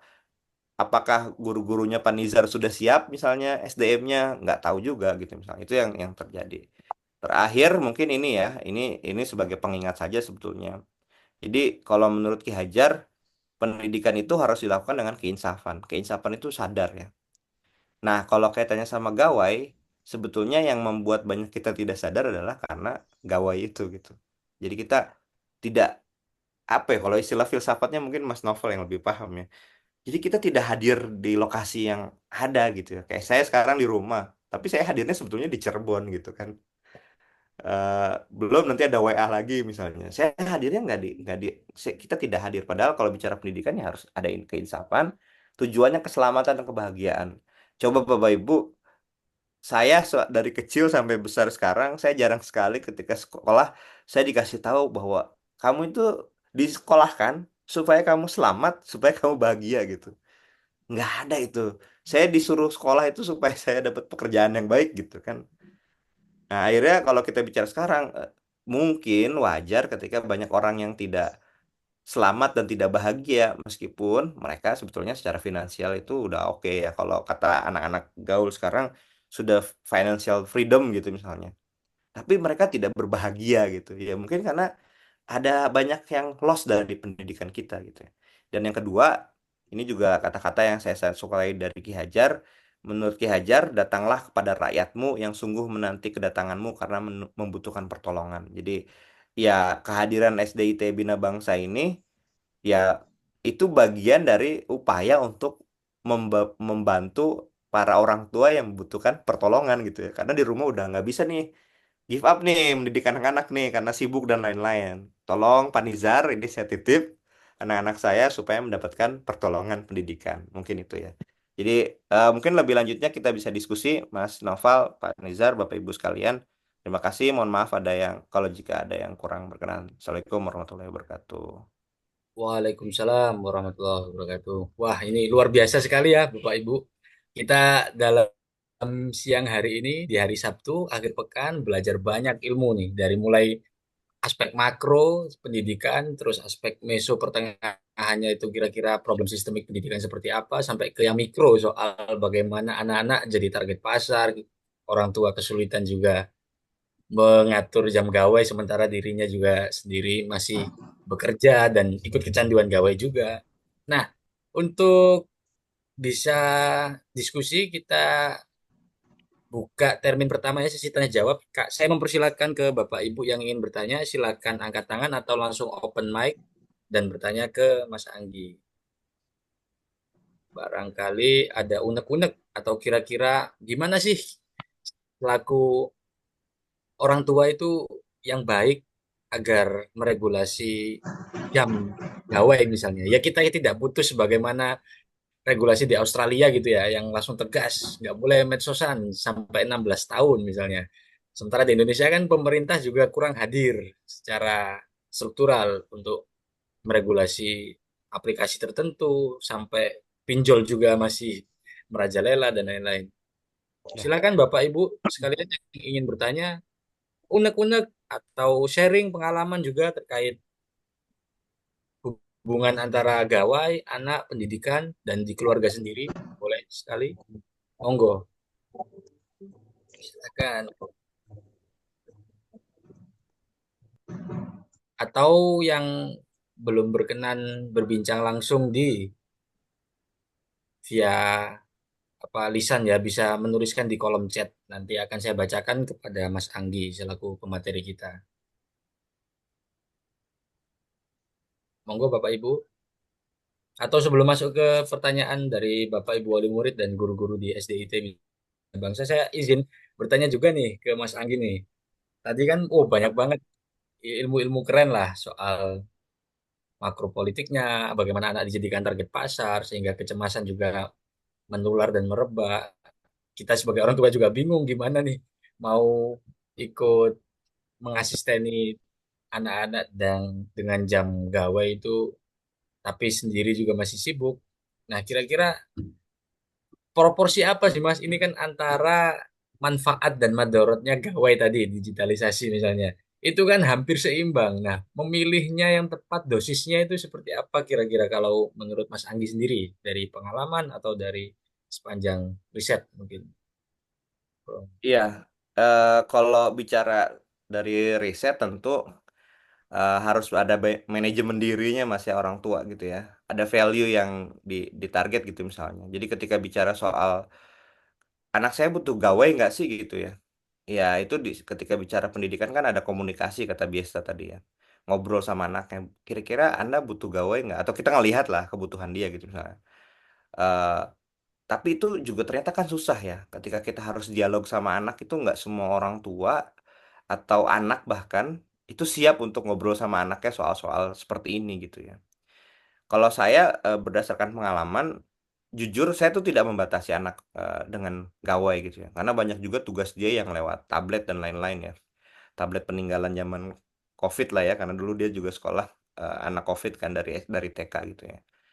Akhirnya tidak membatasi, tapi juga ada ruang-ruang saya membatasi betul gitu ya. Abang pokoknya udah nggak bisa nih nonton terlalu banyak screen time gitu ya, karena udah mulai agak goyang nih kayaknya gitu ya, udah mulai agak bukan rebel ya apa istilahnya agak agak sulit nih terlalu kebanyakan nonton gitu ya. Itu saya stop gitu ya. Tapi ntar akan saya kasih lagi gitu ya. Atau yang saya bilang tadi ya, anak saya sering saya kasih ChatGPT Bapak Ibu. Suruh ngobrol dia sama ChatGPT. Jadi ketika ngerjain PR itu kan saya sama istri masih bisa nemenin ya. Saya punya privilege lah bisa nemenin dia gitu ya. Tapi saya memberikan dia ChatGPT untuk tahu bahwa ChatGPT ini juga sering salah gitu. Ada konteks dia salah gitu. Jadi ada momen dia ngerjain PR, ternyata ChatGPT salah gitu. Jadi dia tahu bahwa nggak semua yang ChatGPT sampaikan itu adalah benar gitu. Tapi lagi-lagi saya paham bahwa yang punya privilege seperti saya dan istri mungkin tidak banyak gitu ya. Karena ada banyak yang harus bekerja gitu ya. Nah, pada poin itu sebetulnya memang yang harus dilakukan adalah ngobrol, ngobrol, ngobrol betul gitu. Jadi anak kita tuh butuh nggak gitu. Ya tentu kalau misalnya masih TK sampai SD kelas 3 kelas 4 saya pikir tidak ada kebutuhan yang sangat penting terkait gawai ya, kecuali dia harus apa mengerjakan tugas mencari gitu ya. Nah, makanya mencari itu juga harus dibantu oleh orang tuanya gitu, ditemani. Nah, pertanyaan lanjutannya, kalau orang tuanya tidak bisa menemani seperti apa gitu. Nah, ini yang jadi kerumitan. Di sini misalnya sebetulnya orang tua bisa minta tolong kepada sekolah untuk membantu gitu ya. Untuk kira-kira anak-anak ini butuh gawai nggak sih gitu ya. Misalnya kalau kata Pak Nizar tidak perlu sebetulnya. Karena kalau misalnya dia mau mendapatkan informasi bisa kami bantu di sekolah nanti misalnya. Karena kalau bicara PR, pekerjaan-pekerjaan, saya nggak tahu misalnya SDIT Bina Bangsa membolehkan PR atau enggak ya. Kadang-kadang kan itu kan beda-beda ya misalnya. Misalnya ketika bicara PR misalnya mungkin hanya cukup kok bisa diakses di eh, apa di buku-buku yang diberikan oleh sekolah gitu ya misalnya kayak gitu. Jadi akhirnya mungkin kembali kepada sebetulnya gawai ini buat apa sih buat si anak kita gitu. Seurgen apa kita memberikan gawai gitu misalnya. Kalau memang nggak urgent ya nggak perlu gitu. Ada misalnya teman saya yang sangat keras sama anaknya gitu ya, ya tidak diberikan sama sekali gitu. Tapi saya juga jadi teringat soal ceramahnya Gus Baha gitu ya. Mungkin Bapak Ibu juga ada yang ketika Gus Baha bilang bahwa jangan sampai anak diberikan sesuatu yang menyenangkan-menyenangkan itu oleh orang-orang yang sebetulnya tidak berlaku baik gitu ya. Jadi dia tahu karena orang tuanya melarang gawai, tapi sebetulnya misalnya dia berteman dengan orang yang memperbolehkan gawai dan yang memperbolehkan gawai itu tidak sholat gitu. Jadi dia ada hutang terhadap orang yang tidak baik gitu ya. Jadi lagi-lagi self control ada di orang tua ya. jadi atas nama kesibukan sebetulnya itu kalau mau dipinggirkan itu bisa dipinggirkan gitu ya. Karena kita tahu ya anak kita ya tanggung jawab kita gitu ya. Jadi kalau bicara gawai kita harus yang punya kontrol gitu ya. Karena memang tapi ya jebakannya lagi-lagi ya kalau kita sudah dari awal memberikan itu pasti susah untuk menariknya gitu ya. Harus pelan-pelan untuk dihentikan sih. Jadi nggak mungkin juga kita paksa untuk rebut ya yang ada tantrum yang saya bilang tadi itu ya. Jadi kalau ada salah satu motivator yang menurut saya cukup realistis ya di buku mungkin Mas Novel juga tahu ya James Clear itu ya Atomic Habit gitu ya. Jadi untuk mengubah habit buruk itu sebetulnya cara yang paling baik adalah meniadakannya. Jadi kalau anak bapak ibu masih tergantung sama gawai, maka ada momen harus ditiadakan. Misalnya di waktu sholat ya ditiadakan gitu. Di waktu belajar dari maghrib sampai asar ditiadakan. Jadi pelan-pelan gitu. Misalnya mungkin masih sangat bergantung, kasih aja misalnya, oke, nah kamu jam 4 sampai jam setengah 5 gitu. Atau misalnya masih susah sekali jam 4 sampai jam 5. Tapi kalau yang sudah biasa, karena dia biasa dikasih di akhir pekan ya itu udah oke gitu misalnya. Eh, jadi momennya seperti itu gitu. Atau kalau bahasanya si James Clear, satu tempat itu untuk satu kegiatan. Nah, kamu boleh main handphone, ya duduk aja di kursi itu. Tapi kalau kamu duduk di kursi lain nggak boleh gitu. Misalnya. Jadi atau misalnya ya pakai berbagai cara untuk membuat si anak lupa bahwa dia punya handphone atau punya gawai. Saya nggak tahu mungkin regulasi di sekolah seperti apa ya. Eh, Tadi sempat diceritakan oleh Pak Nizar juga, tapi sekilas ya. Jadi regulasi-regulasi itu yang penting misalnya. Boleh bawa handphone ke sekolah, misalnya sebagai alat komunikasi, tapi dititipkan di wali kelas misalnya. Kalau untuk alat komunikasi aja kan bisa aja misalnya supaya gampang dijemput gitu ya. Ya di ujung dikasih gitu misalnya. Kayak gitu. Atau sekolah memang melarang itu, tapi ya wali kelas harus mau diganggu oleh orang tuanya gitu. Wah, anak saya udah turun belum gitu. Anak saya belum. Ya itulah. Itu juga kan sebetulnya agak beratnya sekarang ya. Termasuk saya juga ke wali kelas juga suka begitu kan. Pak, anak saya udah turun belum ya? Kok belum kelihatan di gerbang gitu misalnya. Kayak ya itu masih jadi panjang sih, tapi Ya, saya pikir memang lagi-lagi kita harus kembali ke marwah dasar pendidikan kita kan. Pendidikan itu untuk komunikasi gitu ya. Ada bangunan komunikasi, ada bangunan dialog di situ. Ngobrol lah sama orang tua, sama anaknya gitu. Masa nggak bisa sih ngobrol sama anak kan? Kalau nggak bisa ngobrol sama anak berarti ini sudah bermasalah sekali gitu. Berarti sudah warning buat orang tua kalau kita udah nggak bisa ngobrol sama anak itu tuh udah warning betul. Ya itu, Mas Noval. oke, makasih Mas Anggi ya. Jadi kata kuncinya ngobrol tadi ya, dan sinergi antara orang tua, sekolah, dan juga anak yang melibatkan lingkungan sosial itu juga. Nah, Ya, kadang-kadang sinergi ini kan sulitnya kalau ada aspek di luar tiga unsur ini, Mas Anggi. Misalnya, tetangga ya, yang tadi soal dicontohkan punya gadget sendiri, sehingga anaknya juga iri. Nah, ketegasan orang tua kan otomatis perlu juga. Tapi untuk ya, meladeni keinginan atau rasa apa ya kecemburuan sosial terhadap anak yang diperbolehkan menggunakan gawai seenak mereka itu kan perlu juga apa istilahnya usaha yang nggak gampang kelihatannya gampang tapi betul, nggak gampang betul, karena kalau betul. pepatah Afrika kan bilangnya untuk membesarkan satu orang anak itu butuh satu desa gitu satu kampung Ya, halaman itu untuk betul, betul. membesarkan satu anak nah itu Ya, kompleksitas itu memang itu Mas menantangnya di situ memang kayak kita anak saya nggak main game kok terus kata tetangganya dalam hati oh dia main gamenya di rumah saya gitu kan itu juga itu terjadi sih memang anak saya nggak pernah nonton TV soleh sekali lah dia katanya tapi ternyata dia habis sholat isya berjamaah kabur nonton TV di rumah tetangganya gitu ya itu guyonnya Gus Baha yang menurut saya juga perlu diperhatikan gitu jangan sampai dia punya hutang jasa terhadap orang lain gitu bukan sama bapaknya gitu karena lihat bapaknya bapakku itu rajin sholat berjamaah rajin wirid tapi ke rumah nggak senyum gitu ya aku nggak pernah diajak ngobrol aku dilarang ini dilarang itu gitu sementara teman bapakku tuh kayaknya gaul nggak pernah sholat tapi kok dia baik sekali gitu ya itu kan berarti komunikasi kan mas.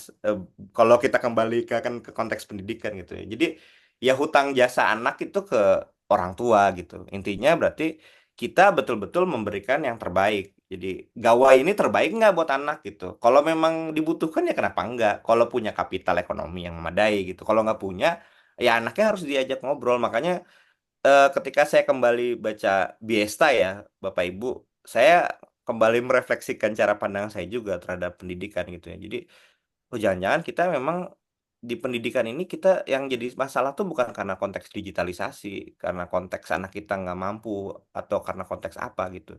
Tapi karena kita kurang komunikasi gitu ya. Nah, makanya yang sederhana itulah yang kompleks gitu. Kan kalau kasarnya masa nggak bisa ngobrol sama anak sendiri gitu. Tapi yang terjadi itu yang terjadi gitu. Bener kan? Masa Ya nggak itu. bisa ngobrol sama istri? Justru ngobrol sama istri yang paling susah. Ketimbang saya ngobrol sama Mas Naufal. Mungkin saya ngobrol sama Mas Naufal sambil mancing bisa 24 jam gitu. Ngobrol sama istri baru 5 menit kayak udah capekin ngobrolin apa lagi bahannya gitu. Nah itu, yang sederhana itu yang kompleks berarti kan. Nah itu, Iya nah itu akhirnya kan refleksi buat diri kita. Makanya bahasanya Paulo Freire, ya pendidikan itu soal praktik dan refleksi diri gitu.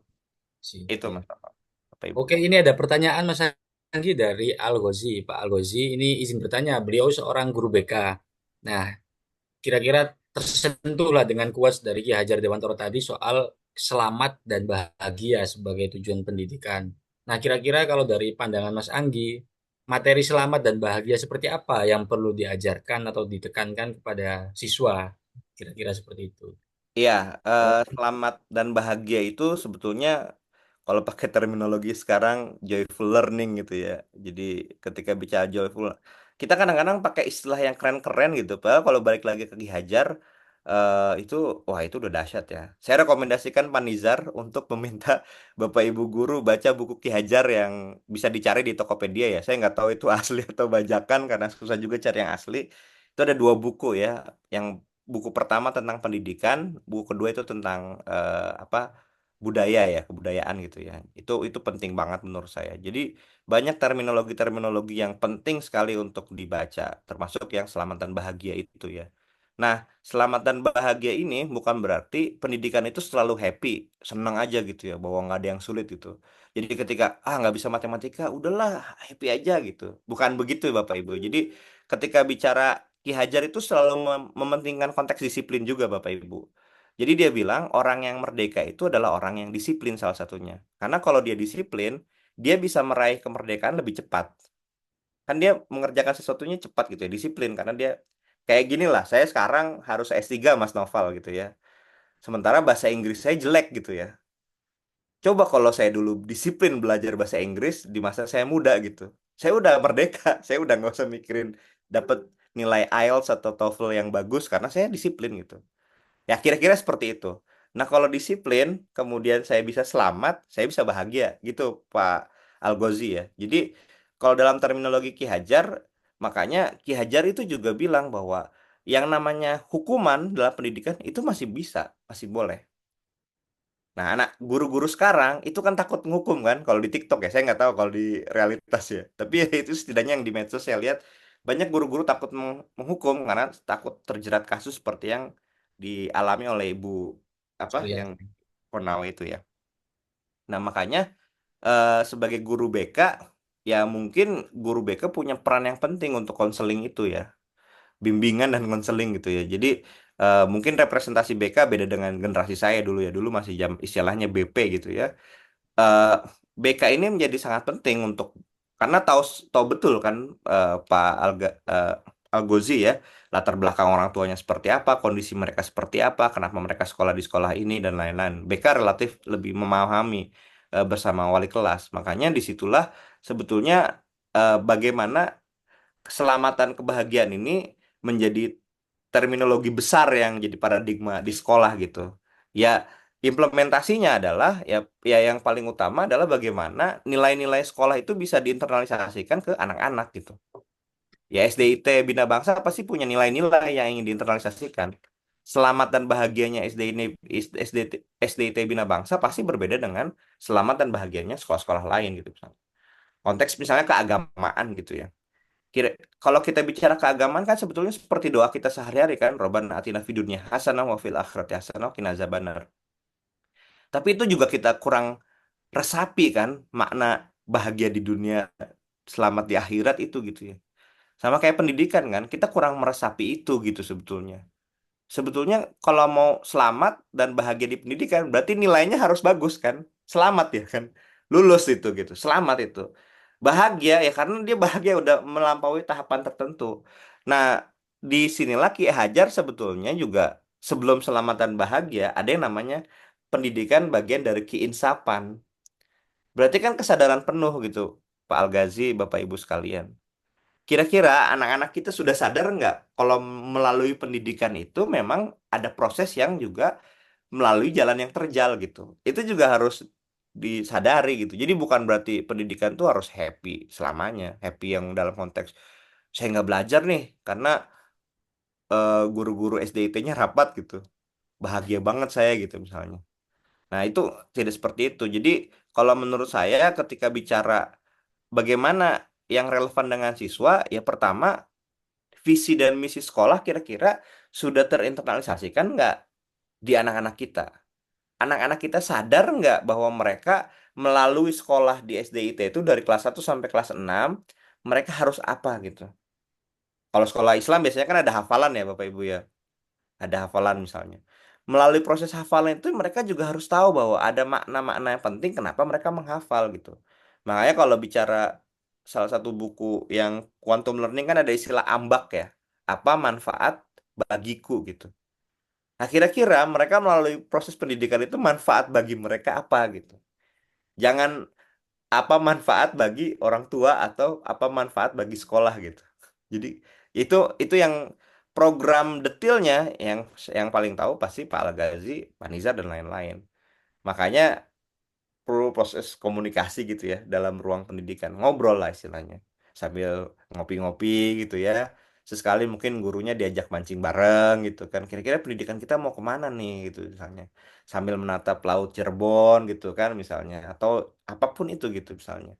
Jadi eh, saya merasa sepertinya memang ruang pendidikan kita sekarang sangat kompleks dan kaku gitu. Jadi kita tuh kehilangan kemanusiaan kita. Sebenarnya kan ngobrol itu penting ya, karena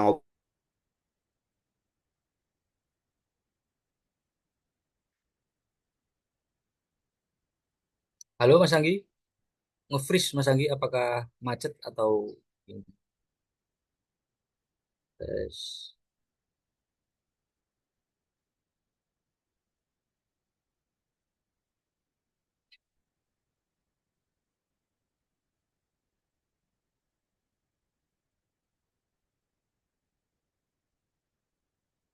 Wah, bentar Bapak Ibu ya, Mas Anggi sedang gangguan jaringan. Kita tunggu sejenak dulu.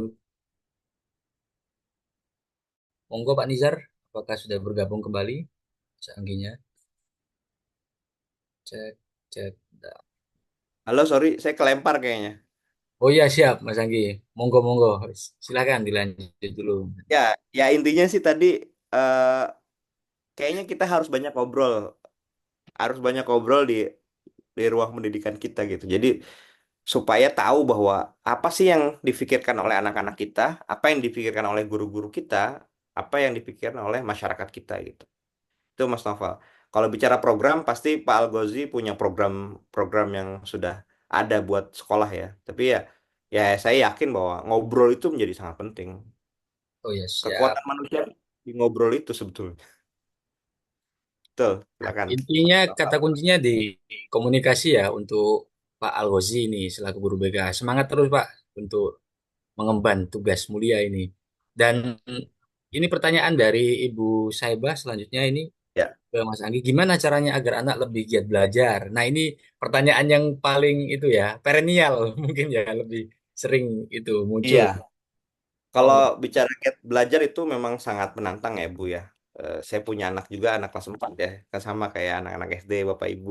Bapak Ibu di sini kan anak SD ya. Anak-anaknya kebanyakan kalau di SD IT Bina Bangsa. Ngajak belajar itu memang eh, apa ya, perlu ada dorongan dan dukungan gitu kalau menurut saya.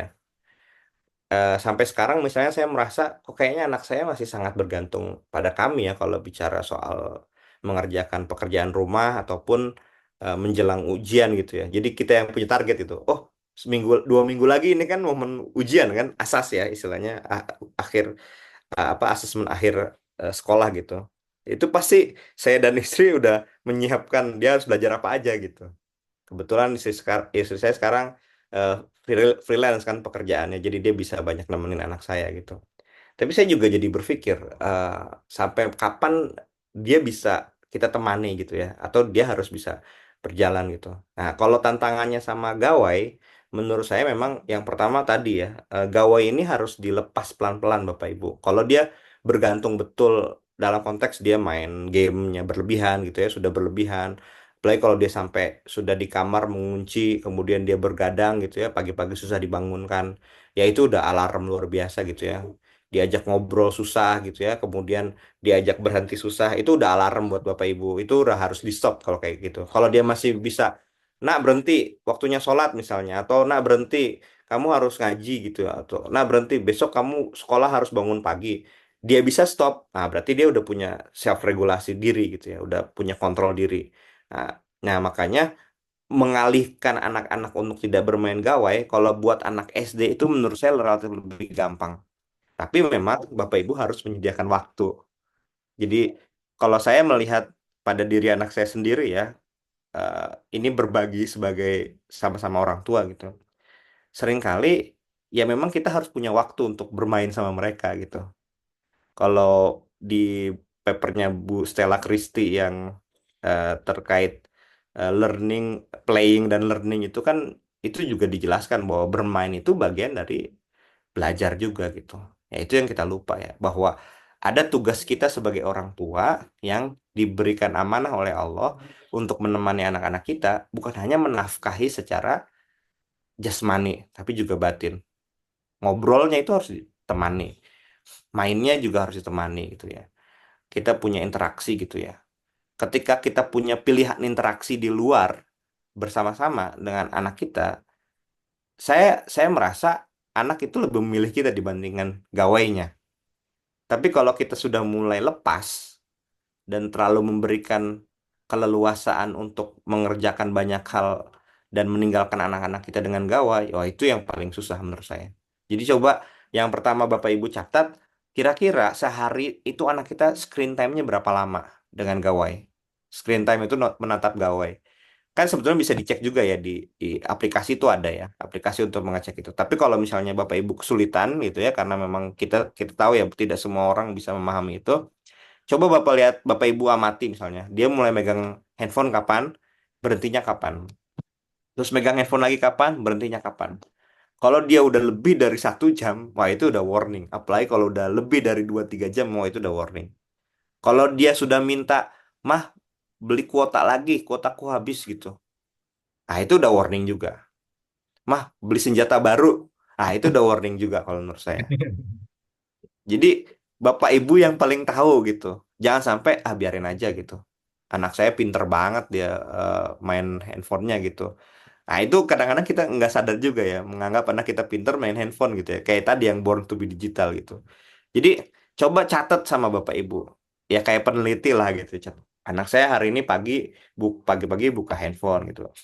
Yang kedua, kita juga harus kontrol diri kita gitu. Belakangan anak saya suka protes, ayah kok kayaknya buka media sosial mulu gitu.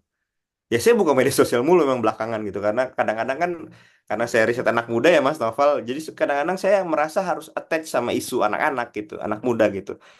Padahal mungkin nggak itu juga, karena memang saya senang aja gitu. Itu warning juga buat saya berarti kan.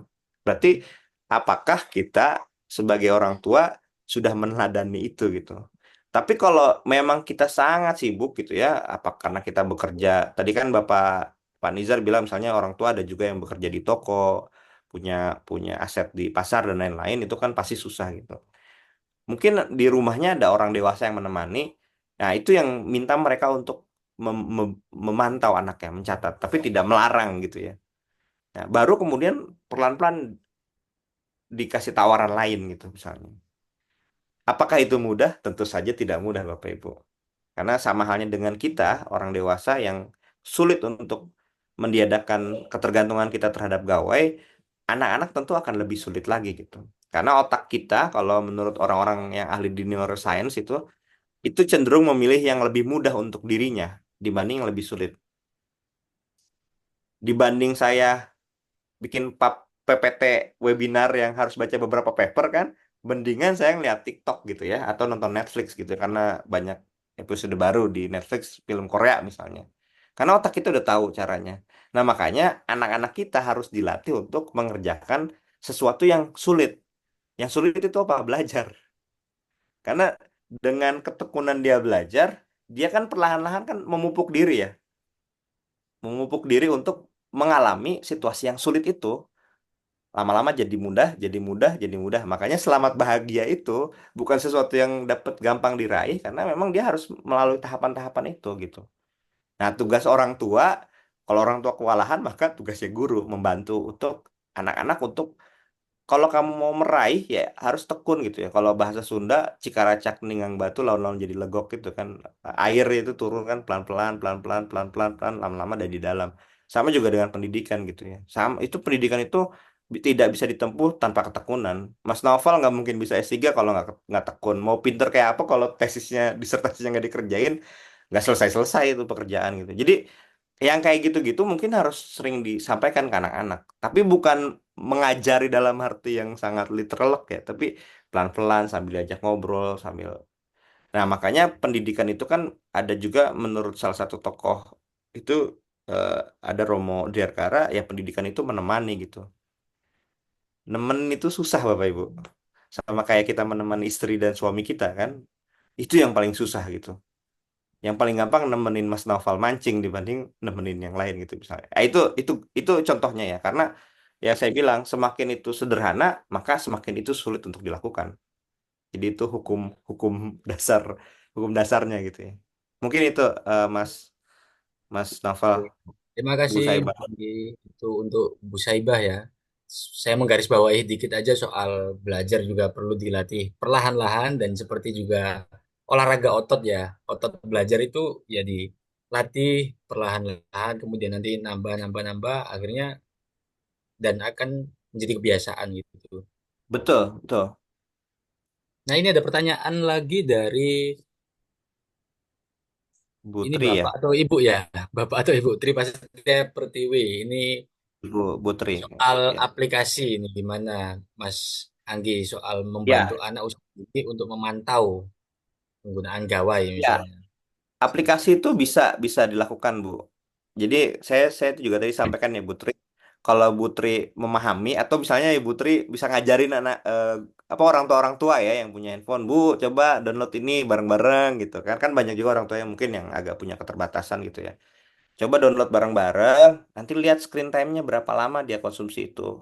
Kayak di IG itu kan ada ya. IG nggak pakai aplikasi apapun, IG tahu kita screen time-nya berapa. Atau di handphone kalau nggak salah juga ada ya.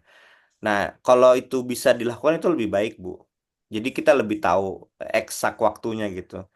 Tapi tadi yang saya sampaikan, kalau memang tidak bisa, tidak tahu, maka kita manual aja gitu. Kita lihat anak kita pertama lihat handphone pagi ini jam sekian. Oh, nanti dia ngeliat lagi jam sekian. Kita jangan ngomelin dulu lah, Bu, gitu. Jangan marah-marahin dulu gitu ya. Meskipun hukum dasar orang tua itu kan ingin selalu memarahi anaknya ya. Kayak saya juga sering ngomel-ngomel gitu. Eh, tapi kita catat aja, oh kamu hari ini kamu nonton sekian jam, nonton TV-nya sekian jam. Kok kayaknya dia nggak main keluar nih, oh dia nggak main. Nanti ada momen ajak ngobrol aja, Bu. Marahin juga nggak apa-apa sih, Bu. Menurut saya sih nggak apa-apa, dimarahin juga nggak apa-apa gitu. Tapi ada momen nanti rilis lama-lama diingetin lagi, misalnya karena manusia kan tempat salah dan lupa kan, kebanyakan lupa juga gitu kan. Diingetin lagi misalnya. Nah, kamu kemarin kok kayaknya nonton sampai 3 jam gitu. Terus PR-nya nggak dikerjain gitu misalnya, tugas nggak dikerjain, terus kasih tahu pengertian dan lain-lain. Nah, itu menurut saya itu yang bisa dilakukan, karena ya lagi-lagi ya tadi yang disampaikan oleh Biesta ya, anak-anak itu bukan robot gitu ya. Jadi relasinya nggak mungkin langsung klik langsung selesai gitu. Pasti dia akan balik lagi gitu. Kayak kita aja kan, udah dimarahin, udah dikasih tahu, balik lagi ke situ lagi, ke situ lagi. Itu anak-anak juga sama, sifat dasarnya kan. Dibilangin kok dia nggak ngerti-ngerti, balik lagi. Karena ya memang dibilanginnya harus sering gitu, dibilanginnya harus sering, dicontohkannya harus sering. Nah, aplikasi-aplikasi itu bisa membantu. Tadi di salah satu paper juga disebutkan ya, aplikasi itu bisa membantu, tapi yang paling penting adalah interaksi, lagi-lagi ya. Makanya memang harus harus ada interaksi lah ya. Tapi kita tahu ya dalam ruang aktual itu susah ya. Ada orang tua yang sama anaknya jauh gitu ya. Ada orang tua yang long distance relationship dengan anaknya itu gimana. Nah itu harus ada cara-cara baru gitu ya. Misalnya menitipkan kepada orang yang lebih mengerti orang dewasa di situ. Terus ada lagi yang nanya kan ke saya sering. Wah kalau sama neneknya gimana? Neneknya dikasih. Sama neneknya dikasih. Nah itu harus ngobrol juga sama neneknya gitu. Harus kasih tahu. Nah itu makanya pendidikan itu nggak mudah Bapak Ibu. Kalau pendidikan mudah, Indonesia udah jadi Indonesia emas melesat kita gitu. Karena pendidikan susah, makanya ada diskusi-diskusi kayak gini. Kita harus banyak baca gitu ya, harus baca buku-buku lagi gitu ya, kembali lagi gitu ya. Eh, bagi saya sendiri, Bapak Ibu, yang saya meriset pendidikan sehari-hari gitu ya, ngadepin anak saya yang cuma satu itu dahsyat sekali gitu. Saya paham betul bagaimana parenting itu tidak mudah sekali, Bapak Ibu. Makanya kadang-kadang, bukan kadang-kadang, yang paling utama mungkin tirakat kita sebagai orang tua yang harus kita kuatkan untuk menemani anak-anak kita gitu ya. Balik lagi ya, karena kita kaum beragama, ya saya menyarankan juga dalam perspektif keagamaan. Jadi tadi aja Henry Girox yang kau mungkin dia tidak terlalu menggeluti keagamaan, dia menyentuh aspek spiritual. Spiritual itu kan bukan konteks agama saja, tapi konteks kebatinan juga gitu ya. Jadi eh, lagi-lagi itu harus dilatih gitu ya. Saya sarankan juga mungkin ada satu buku yang menarik dan harus bisa dibaca ya, tentang membangun kebiasaan baik itu ada dua buku sebetulnya. Tulisannya Charles Duhigg sama James Clear itu udah diterjemahkan Bapak Ibu itu bisa dibaca.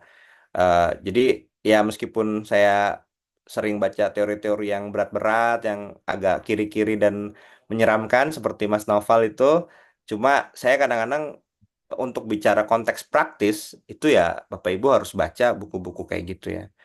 Ya tentu kalau baca buku agama penting ya, tapi buku-buku seperti James Clear itu ada step-stepnya untuk konteks gawai, misalnya kecanduan terhadap apa gitu ya. Itu bisa bisa dibaca. Itu mungkin Bu Tri ya. Ya, begitu. Terima kasih Mas Anggi jawaban untuk Putri. Barangkali ada dari peserta web Edu webinar series ini ada yang bertanya terakhir sebelum kita menutup diskusi kita siang hari ini. Silakan. Atau mungkin dari Pak Kepala Sekolah sendiri nih, ada pertanyaan apa lagi terkait unek-unek digitalisasi pendidikan, spesifik ke Mas Anggi di luar chat ya, di luar komunikasi via komunikasi chat personal gitu. Siapa tahu memberikan gambaran ke peserta yang hadir. Silakan, Izar. Ya, baik Mas Noval. Jadi problem digitalisasi itu cuma satu intinya Mas Anggi. Komunikasi itu memang problem utama. Ketika surat edaran, seluruh sekolah harus menerapkan digitalisasi, tetapi wali murid buka WA saja, PDF tidak paham. Pahamnya ngechat, bahkan ada juga yang HP-nya bagus, hanya paham untuk angkat telepon. Jadi harus seimbang antara eh, ketersediaan SDM sama kebijakan yang digelontorkan. Jadi harusnya sebelum ada kebijakan itu dari Dinas Pendidikan harus ada riset. Nah, ini riset ini yang jadi problem. Di Kota Cirebon tuh Pak Anggi ada 160 sekolah SD negeri swasta. Ada 20 sekolah MI negeri swasta. Berarti sekolah SD MI ada 180 Kota Cirebon. SMP, MTS negeri swasta hampir 50. Belum SMK, belum Alia, belum perguruan tinggi. Dari sekian jumlah banyak lembaga pendidikan, toko buku cuma satu, Panggi. Gramedia. Jadi sudah kelihatan di sini. Tapi kalau untuk toko-toko gawai, smartphone, jualan di pinggir jalan itu banyak sekali. Jadi ini ada kesenjangan juga. Ini data-data terbaru. Silakan Bapak Ibu yang ingin bertanya langsung ke narasumber, dipersilakan. Karena ini edu webinar ini akan terus diadakan merespon beberapa isu-isu krusial. Jadi kita ada isu-isu yang memang hangat, krusial, tidak diselesaikan dengan gibah di grup WA, tapi kita mengundang narasumber yang kompeten, adakan webinar seperti ini, begitu. Oke, silakan. Mungkin Bapak Ibu ada yang merespon atau cerita pengalaman bagaimana sulitnya mengajak anak agar giat belajar atau sekedar mengerjakan PR gitu, itu kan juga barangkali bisa jadi pelajaran bersama di sini, atau memberikan contoh mungkin bagaimana pengalaman yang sudah berhasil mengatasi kecanduan gadget dari anaknya, bisa berbagi juga ke ibu bapak ibu wali murid yang ada di sini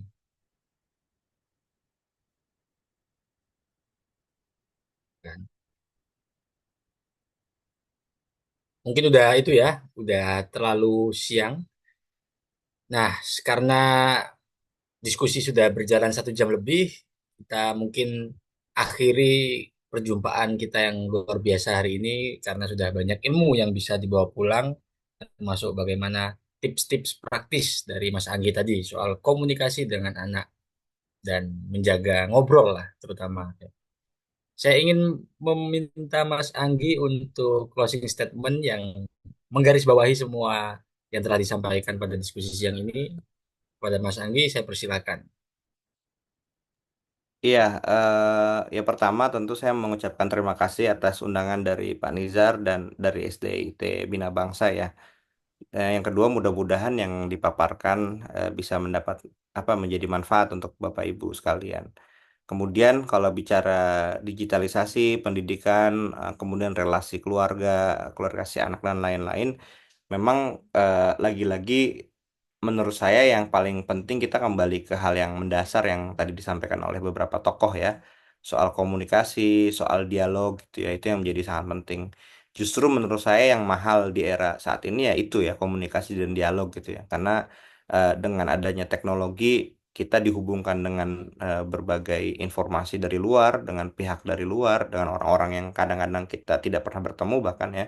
Saya nggak pernah ketemu langsung dengan dengan Mas Noval, tidak pernah ketemu langsung dengan Pak Nizar, tapi bisa terkoneksi. Berarti kan ini berkahnya dari telekomunikasi model baru seperti Zoom seperti ini ya. Tapi juga di satu sisi bisa jadi hal-hal seperti ini, kemudian apa keasikan kita terhadap pegawai itu menjauhkan kita dari orang-orang yang terdekat dengan kita, membuat kita kesulitan untuk ngobrol, bahkan hal-hal yang sebetulnya bisa diobrolkan dalam keseharian gitu ya, sesuatu yang harusnya intensif, ngobrol dengan anak, menemani anak, bercengkrama dengan mereka gitu ya, itu jadi sesuatu yang mahal.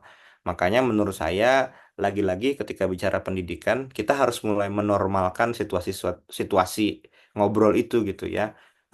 Kebijakan dari pemerintah tetap ya bolehlah kita akomodasi ya semampu kita gitu ya.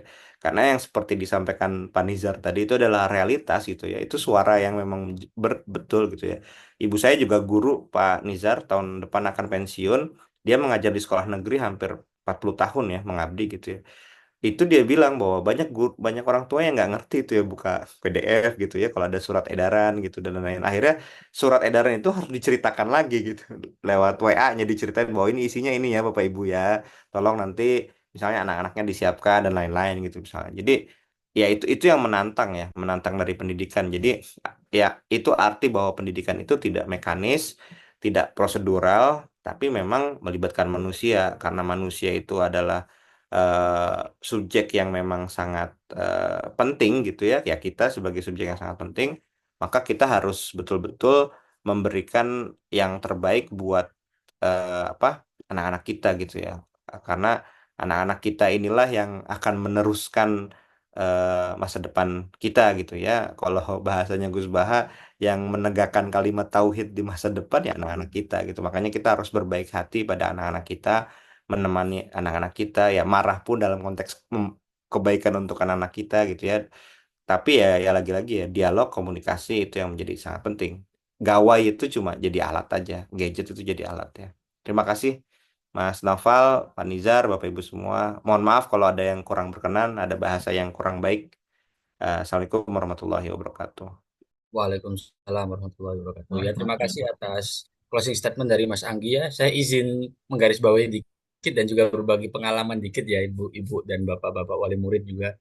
Dulu waktu masih kecil, ibu saya sering kali menempelkan perkalian 1 sampai 5. Itu baru mengizinkan saya bermain setelah saya menghafal satu baris itu. Nah, Kalau tidak, kalau nggak hafal di hukumnya, saya nggak boleh makan pakai sambal dan kecap yang mana kesukaan saya itu.